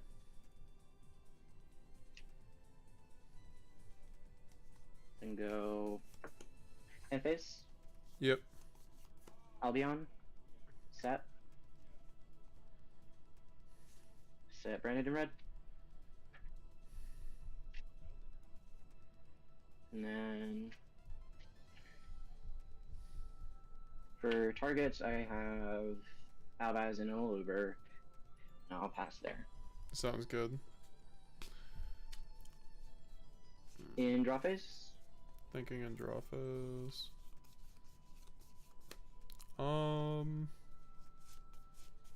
We'll just go Branded in high spirits. Chain, High spirits is fine.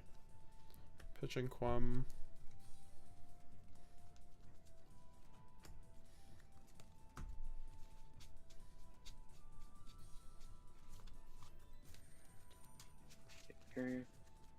On res.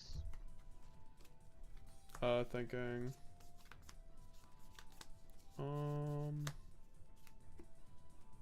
Just go Branded opening. Opening is fine.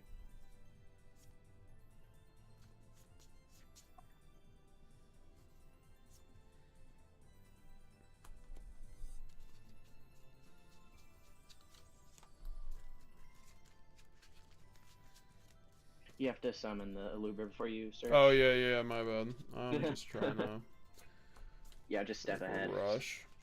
I'll go Luber effect. Done that. To search,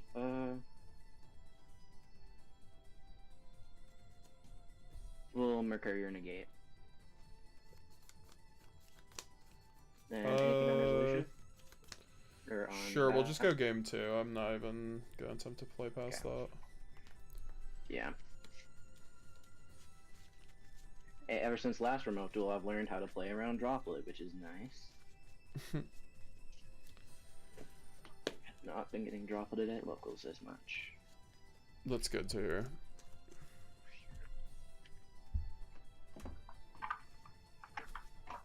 All I need left for the deck is the Shadal Dragon, which I just haven't found anyone who has, and I want to order just a Shadal Dragon, and then the third Thrust. Yeah, Shadal Dragon's super good right now. Super highly recommend. Oh, I need to get a super rare version of that. I only have the common. Yeah.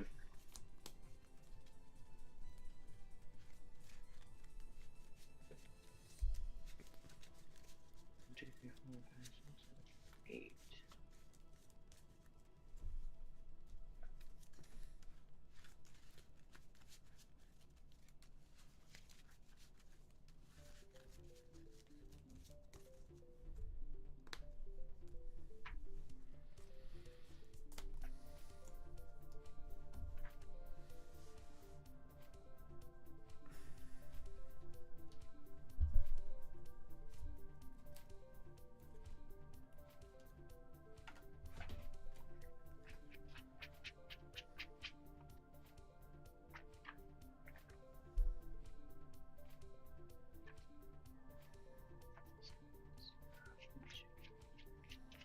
And then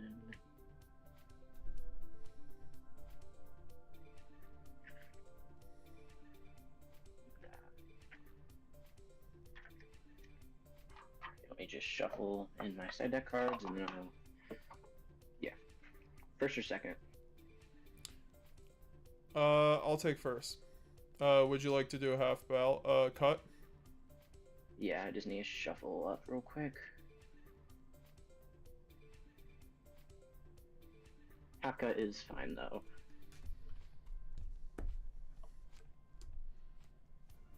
Had double Luber in opening.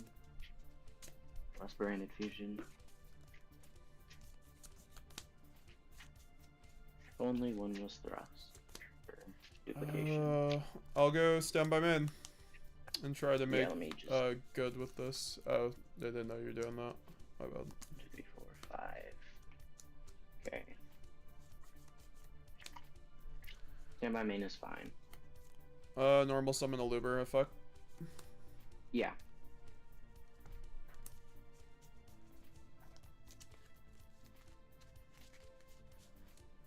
Attempt branded fusion.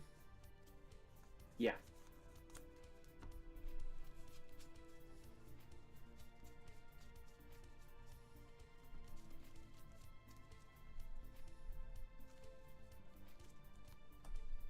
I'll be on effect. Think on that. We're gonna Serenir the Albaz. Okay. I will then banish.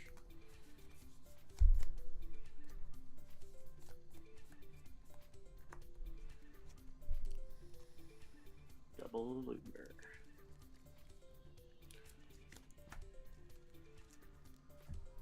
Then we'll go Lubellion. Yeah. Then we'll go Lubellion effect.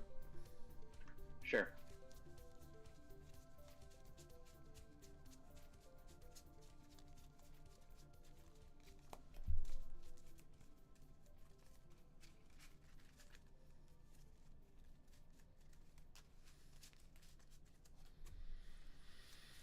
Go thrust. Yeah. I don't know why I shuffled.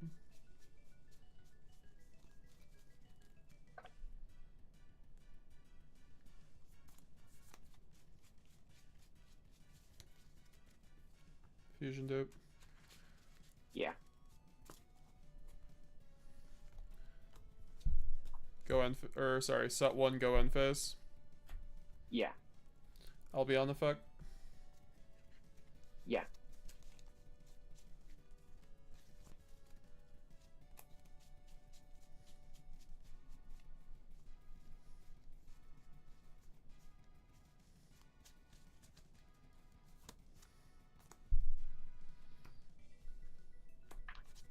Branded banishment. Sure. Or actually, thinking on banishment, it's just gonna be red. Can't be that Alright. cute. Attempt to go end phase and pass, or attempt to just pass on end phase. Draw? Yeah, do you have anything in draw? No. Fusion dupe, targeting brand fusion. Yep.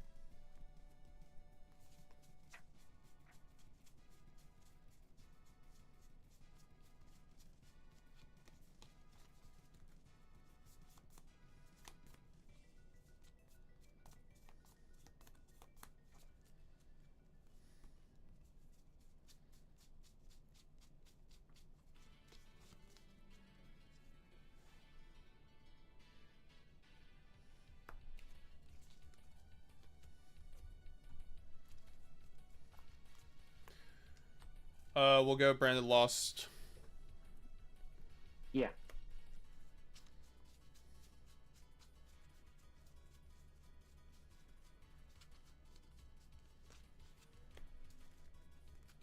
And then I will chain unres brand red targeting elbows.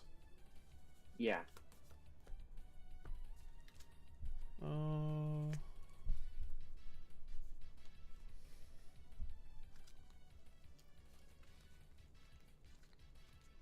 Go Grand Guignol 1 to send.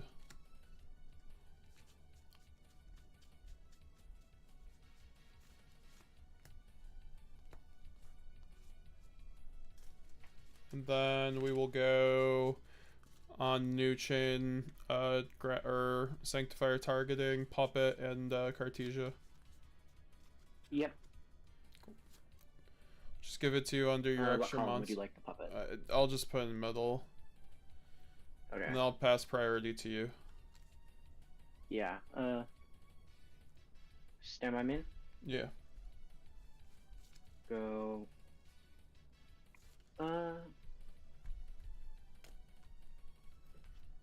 have 2 cards in hand, and you know Albaz. Yeah. And you have 1 unknown set, Right. obviously. Yeah.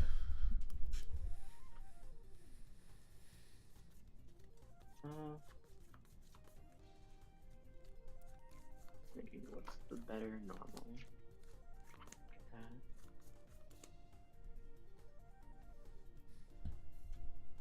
We're gonna activate branded lost.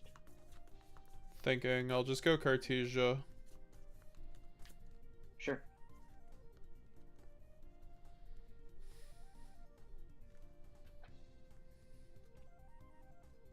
Yeah.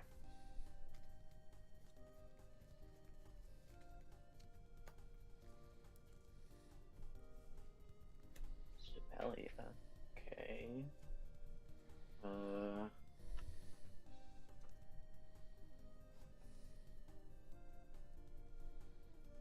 We'll go.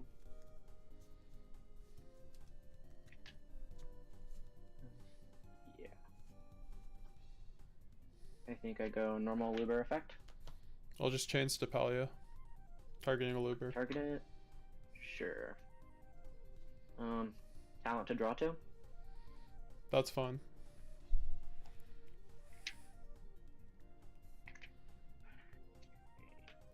Then I'll set a card and pass turn. Give me 1 second. Gotta turn you up. Your volume's low on the stream. My bad. All right. So, we'll just go my turn, I guess, and then draw standby min. Think and draw phase. Okay. We're gonna go branded opening.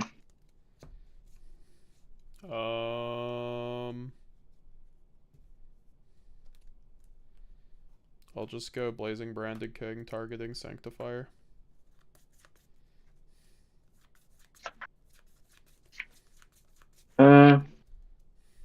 We'll go next game.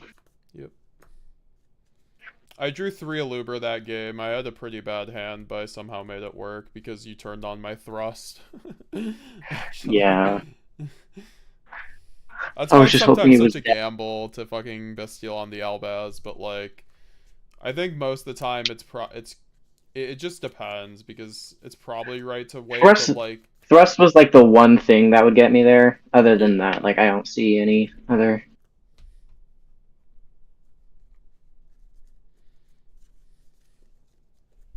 I was just hoping if I banished the Abbas there, you would just lose, hopefully. yeah, that's what usually you hope happens. Does it always happen? Not quite. Yeah. Hey, at least this match hasn't been 2 hours yet. Yeah. That is the thing about the mirror matches, they go so long, and honestly I'm down for the long mirror matches because I sometimes just like being able to play them out. The thing is that I have plans going on, so that's why I'm trying to Yeah. don't have all the time in the world, but I did want to get this in at least, so Yeah. probably all I need here, right? Yeah. I'm just glad I finally got the 1 month member Shrouded Dragon. Thank you. Congratulations, brother. It's like I think I'm trying to think. They go up exponentially. It goes like 1 month, then like 2 months, and then like 6 months or something. So It's absurd. it's kind of a funny They tiering. scale so far.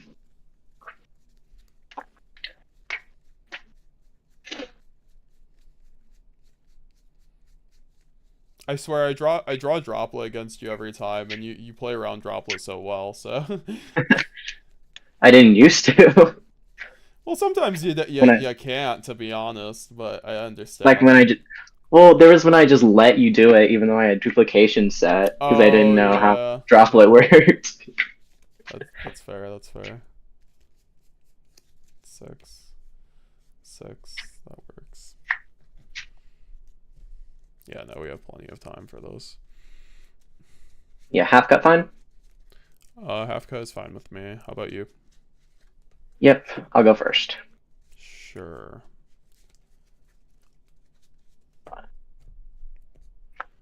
Good luck. You two. Standby main. Yep. Shrouded send for cost. Sure.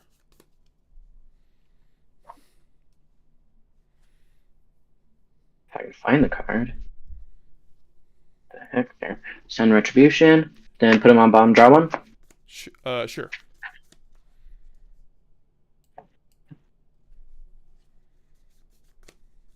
Okay, then Gold Sark. Sure. Banish Merc effect. Yep.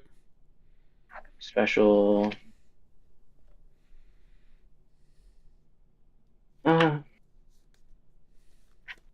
Search for.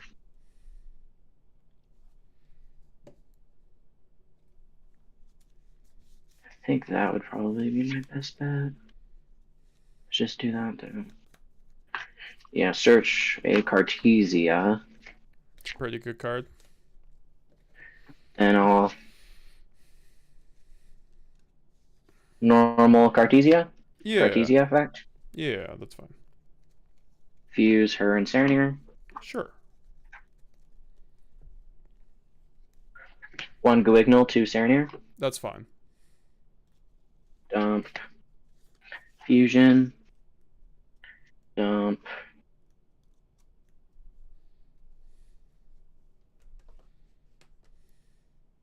Gimmick Puppet. Sure. Then go Retribution, target, add back Fusion. Of course.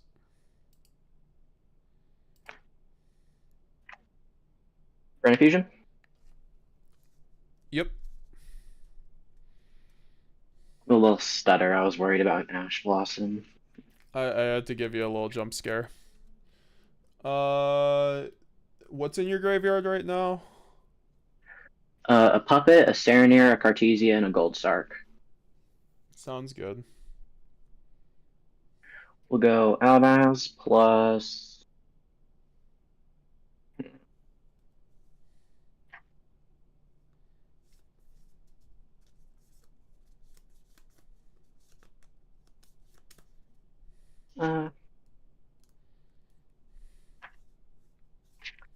Albaz plus Lubellion. Sure. If I can find it. There we go. Make Albion effect? Thinking. Sure.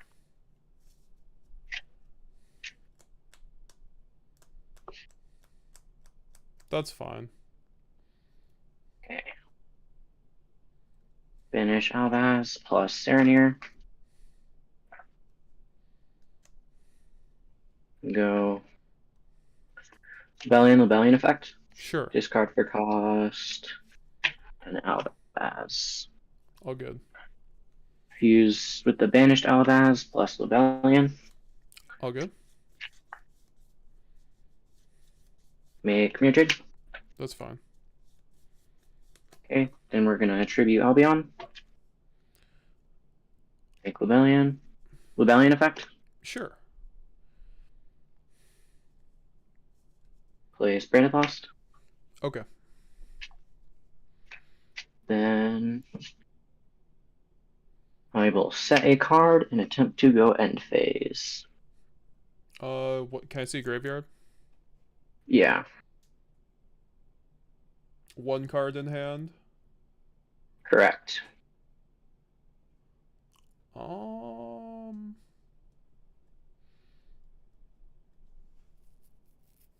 Yeah, end phase is thinking. And I do. Sorry, you set one, correct? Yeah, correct. Do I know if you searched any other branded spell or trap cards this turn? You do not. Okay. Really putting you on butter, have I guess. We'll just go. We'll go Baldrake targeting Albion at end of main phase. Yeah, that's fine. Sure. In that case, we'll still go end phase. Sure. And am I still able to add back Cartesia even though there's not one engraved anymore because one was sent this turn? No, it has to be there while you're trying to activate the effect, essentially. Well, it just says if one is sent this turn. Yeah, that's the thing. It just won't. You won't be able to add back as long as there's not a fusion card in the graveyard that while you're trying to resolve her graveyard effect in the end phase. It's just how that works. Okay. It's weird how it's worded. I know what you mean, but essentially what that means is like there needs to be one alongside her while you're trying to resolve it. That was sent this In that turn. case, I'll just pass. Sure. In the end phase, we'll just go Druid Storm targeting Puppet. Target Puppet. Ooh.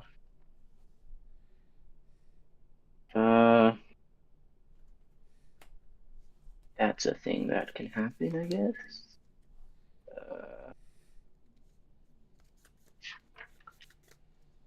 Yeah, that's fine. Still an end phase.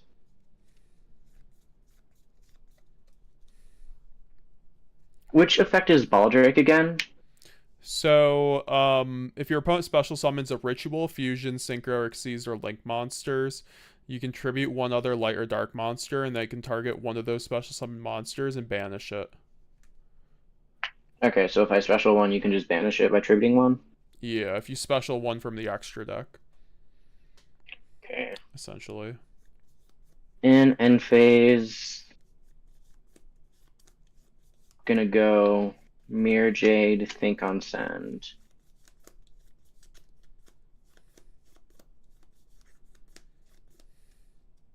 Uh,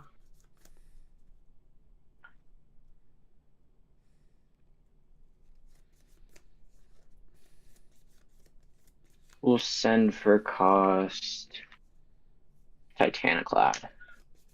Sure. Banish the Baldrake. No, because Lubellion only triggers when destroyed, right? Yeah. It's only In that case, triggers we'll when it's banish sent to the the. graveyard. Yeah, Okay, yeah, we'll banish the Druid's Rune then. sure. Go Titaniclad Engrave. Sure. Special. Clam effect. Sure. Send.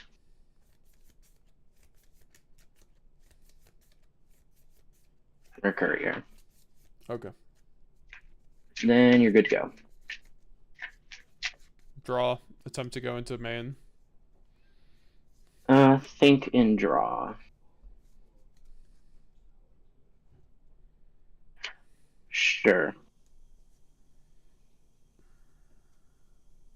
Lure of Darkness.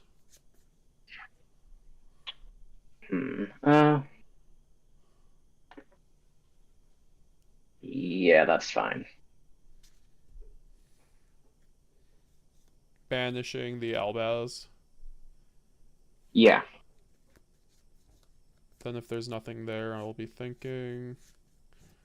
We'll just go Pod of Desires.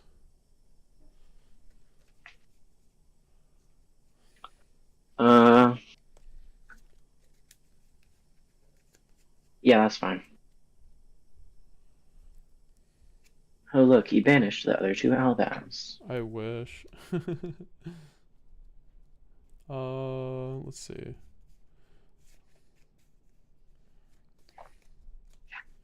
Can then just go fusion deployment.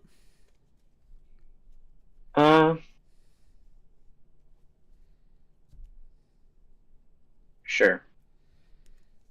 We will go for Cartesia. Yeah. What do you have in your graveyard that's a Quem target? I have Mercurier, Albaz, and Cartesia. And then not the Titaniclad because that wasn't summoned properly. Got it. We'll then just go normal summon a Luber attempt effect. Sure.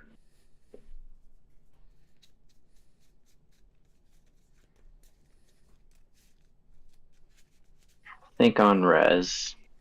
Okay.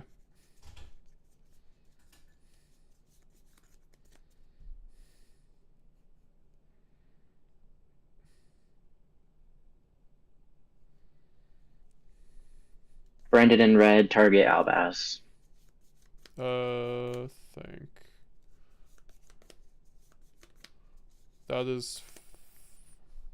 That's fine. Okay. Add back Albaz. Fuse using.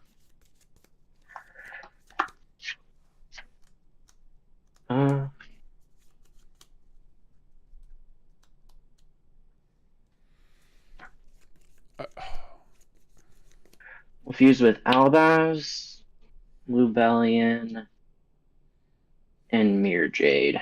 Okay. Make Guardian Chimera. Okay. Chain 1, Guardian Chimera, pop 2, draw 1. Chain 2, Quem, target Mercurier, target Cartesia, chain 3, Lost. Okay. Okay. Lost, search.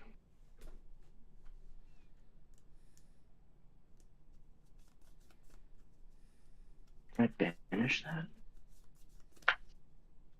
Oh. Do you mind if I target the Mercurier then? I didn't know I banished That's the other fine. one. That's fine. Okay, yeah. So I'll search instead just a Shrouded. Special attack from Mercurier. Then I'll cut before I draw. I'll draw 1. And I'll pop the Cartesia and the Aluber.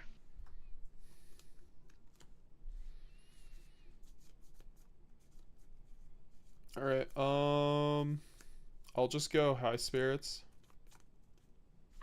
Yeah. Pitching Quem. Hmm.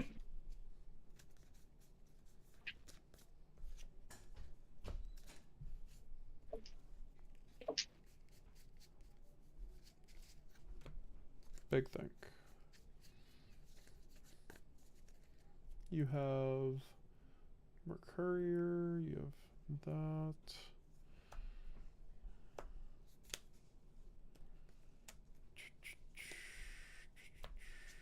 Yeah, we have to do that. Get Shrouded. Yeah.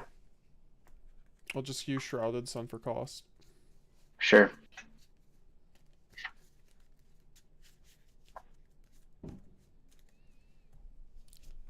Half cut.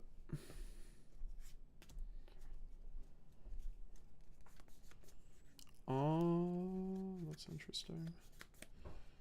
Go branded retribution targeting opening. Sure. Or sorry, high spirits, and then I'll just change Yeah. opening. Pitch high Yeah. spirits. Yeah.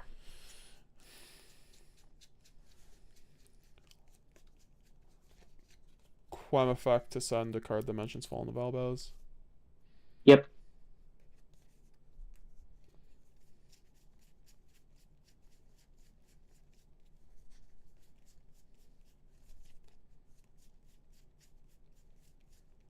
Yeah, I guess it's just this. And then gonna attempt a branded fusion. Sure. Cool.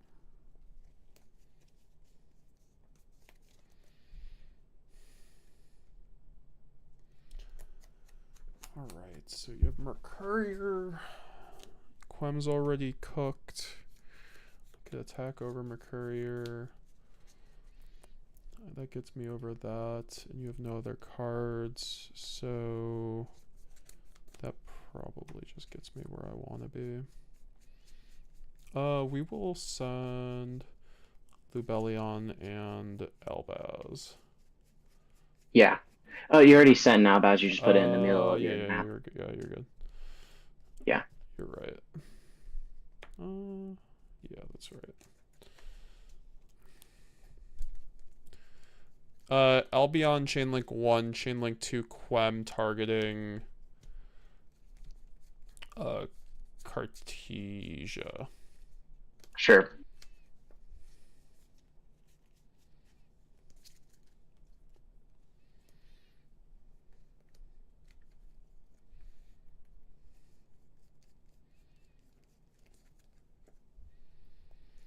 Sanctifier.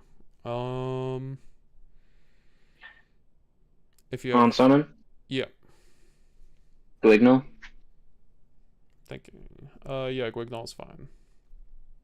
Think on what to summon. Yeah. We'll summon a Queritus. Querdus is fine.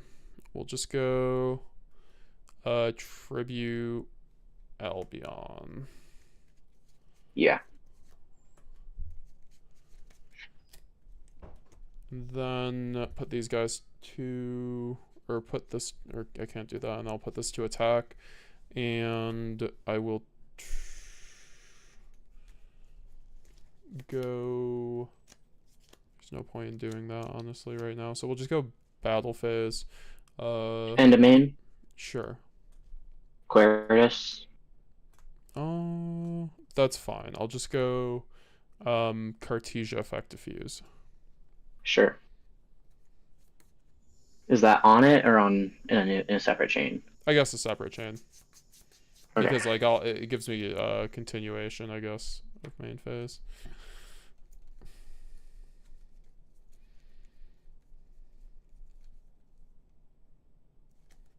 We'll go Grand Guignol 1. Yeah.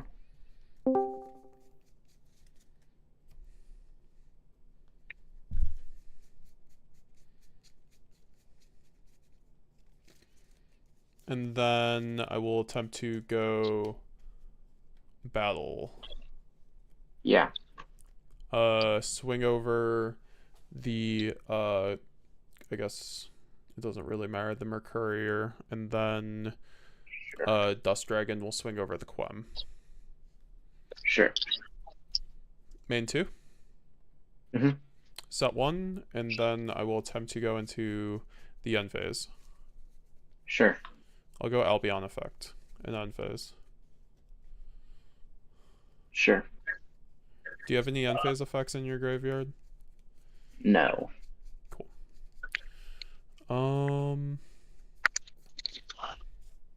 Absolute kings in here, bro. I love this.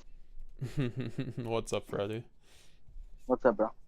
How's it going, little I was in broski? Chinatown, bro. It was actually hella fun.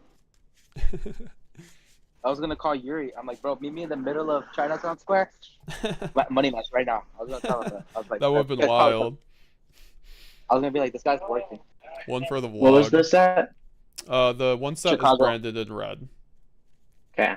And then I will take the Cartesia to my hand, and I will pass it to you, sir. Sure. Draw. Do you have anything in the draw phase?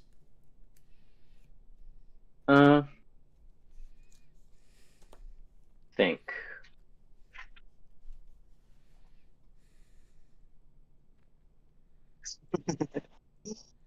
I drew double Bestial in the mirror. I don't know what you want from me.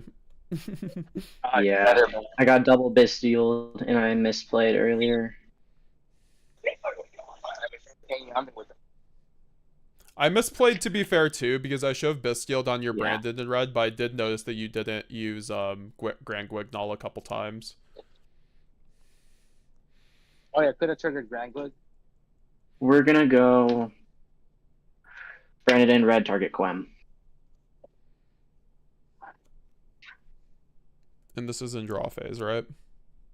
Correct. As turn player, the player. We'll just go Sanctifier targeting Puppet and Aluber. Sure. Okay. Put in middle to Aluber. Yep. Put it middle. How about Quem? Then my one special summon. Let's see. Oh, actually, with how it's chained, you won't get a special summon since I chained. Yeah, you won't. You won't. Yeah, it just happened. I thought it's at end of chain when Puppet No, it just happens. like goes in effect. Like if you So basically, No, you would have had to chain that to my Sanctifier using its effect, and then you Oh, would have okay. gotten the effect. So if you want to Okay, do so I that, just that's get that. fine. But like, it's not Yeah. like Do you mind if I do that then? yeah, that's fine because I want you Yeah. to learn on Okay, that. do that on it. Yeah. So So I'll just chain add- Sanctifier, target that, and then you can get your one special summon. Yeah. I'll fuse. It's hard to win this, though. Albaz and Quem from hand. Sure. Make Puppet my me. Sanctifier. Let's go. Thinking that's actually pretty funny because I can't even target that with Baldrake. I'll just go Aluber effect. No, I think doesn't Thomas has chain links first, no? Yeah, I have chain. I'm gonna go lost. Yeah, I'll go Aluber too, I guess. Yeah, that's fine.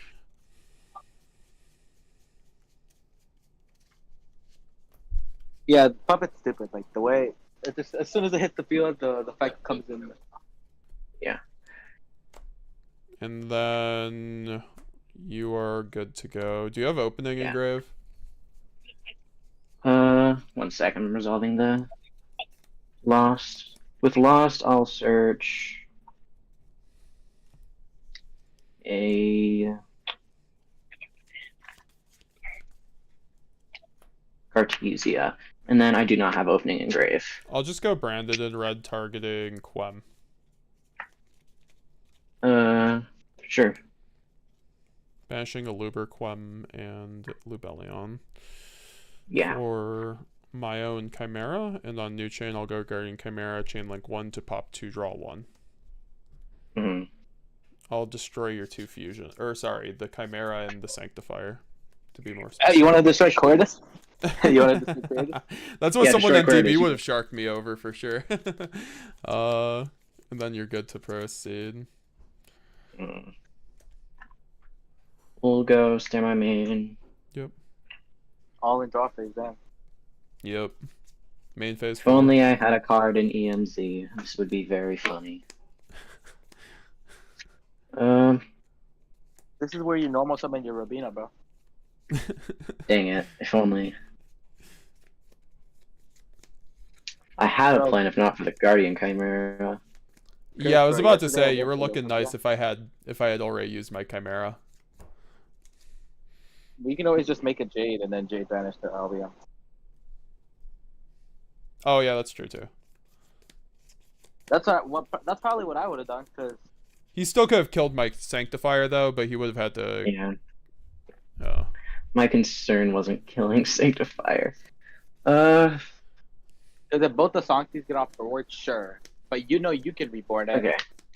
I think I lose here, but my plan was if the Sanctifier sticked, I was just gonna tribute summon using Puppet plus Coertus to make Shrouded, and then on your turn Puppet you.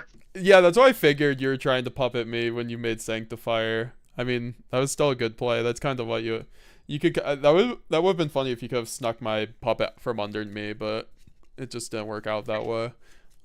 Yeah. I drew double Baldrake Druid Swarm, so I was feeling really good. I should have waited for Unbranded in red though. That was my biggest misplay. I was just trying to play. There was around a bigger talents. misplay actually. There was a bigger misplay. You didn't see it, but I had figured it out. I just didn't say anything. I had no Albaz fusion monster for my Mercurier that was on field. So Oh yeah, I it was wasn't playing around your a- Mercurier that whole time. It was just a 0 defense body. I noticed that after you didn't use it on my Cartesia.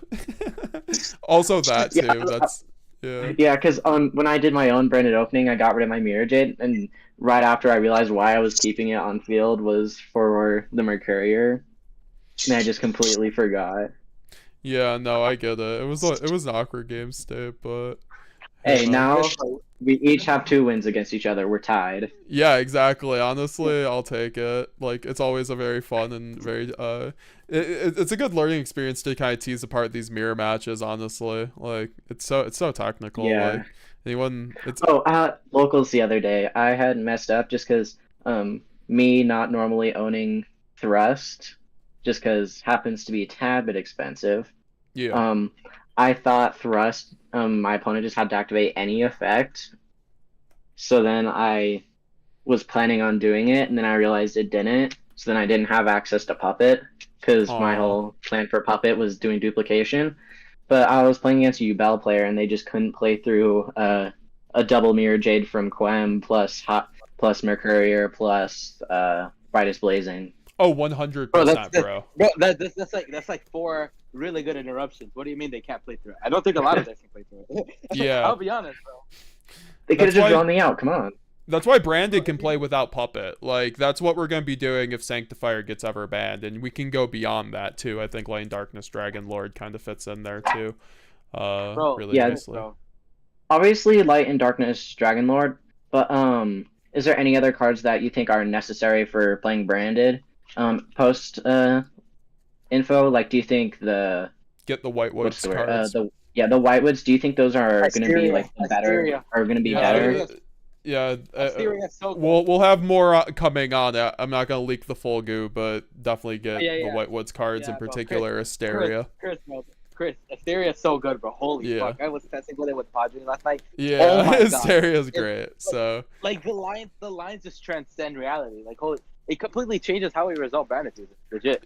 Is it Yes. just going to be the better, like, if you're on a budget playing Branded, and you only can build one version, would it be better to build whatever you guys are cooking, or would it just be better to go normal Branded? it's just gonna be more normal branded. So like it's not like synchro branded. So like it would just be Chris the is gonna show difference you. of what we're doing. Chris is gonna show you when he gets his top at Nats. He's gonna show you the deck. Don't worry. There's some spice. There's some spice for sure. But yeah, Bro, definitely Chris. look into the White Woods cards in particular. Chris, bro. Chris, I was at Locos today. No, not today. Like 2 weeks ago, I was at Locos. You know who I played? Who did you play? I had to play against Sam Jiang. Oh no, the goat It was pretty himself. good. I was kind of destroyed game one, but this fucking guy draws off the Chimera. He draws a fucking fusion duplication. Oh my god. Oh no. It was like turn 8 grind. He banished my puppet. I was planning to Sancti his puppet, but then he draws off his Chimera. He sets one and passes, and I already used my Boral effect. I'm like, what the fuck could he have? Like, actually, what could he have? Nah, my locals is so screwed up. It literally four Infernoid players, and then I think it's also 4 more Ubel players.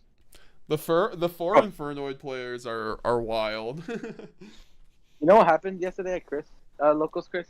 What happened? Bro, I played against Infernoid Snake Eye, and then, like, game 1, that guy was shit-talking low-key. That game 1, bro, you know what my hand was? What? Bro, my hand was triple Aliber, Albas, Quem, Goldstark. Bruh, I have every single fucking normal in my head. and then he's like, oh, nice, I beat Branded game 1, I win. I'm like, okay, sure, bro.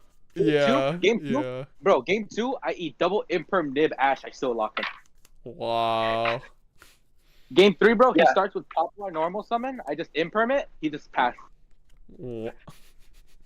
Yeah, the problem with Imperm is if they get, I mean, with Infernoids, is they get hand trapped and they can die really easily, but, like, they don't make, like, a huge board that kills everything. It's more of they have so much follow-up off the guys in Grave. Yeah, that's sure just, like, even if you puppet lock them turn 1, if you don't kill them the next turn, they'll have so much follow-up, it's, like, painful. Yeah. All right, I'm gonna say goodbye to the stream here because I do have to get going, but at least from the stream. But yeah, thank you everybody for coming through the stream. It's been a wonderful time. Thank you, Mr. Braxton Thomas, for coming through and always providing a wonderful remote duel. Hope to see you next week for our tiebreaker. 100%. Yeah, no, I think I'm gonna keep them to, like, I'm gonna try and make it so, like, I always have a block on Mondays. I'm trying to also get, like, my stamina up with, like, streaming so I can actually go for, like, 5 hours and, like, do a bigger block for remote duels. So we'll try to get that going too. But Mondays should be the days alongside roasting Decklists, and then Fridays are the tournaments. One thing I have noticed, though, you just happen to look at everyone's deck list before you remote duel them is all I'm saying. Wait, what do you mean? Cheating scandals, bro. Exactly. I can't get more cheating accusations. GZ1K already has me to the fire in the chat. GZ1K can't believe my games GX would cheat in Yu-Gi-Oh! Shake my head. Yeah. You're wild. 2 Bestials ain't happening. Yeah, completely stacked. I wish. Like, I went from 3 Aluber, the worst hand I could have possibly had, to 2 Bestial, so I was like, hey, I needed to give myself a good hand, no JK. But it was a good game. Clip that. Alright, guys. I'm gonna be heading out. See you guys later. Have a good stream. Or have a good day, guys, and make sure to leave a like on the stream if you enjoyed it. We'll be seeing you guys later. We'll be back on Wednesday for our local stream. Look out for a video tomorrow. Peace out.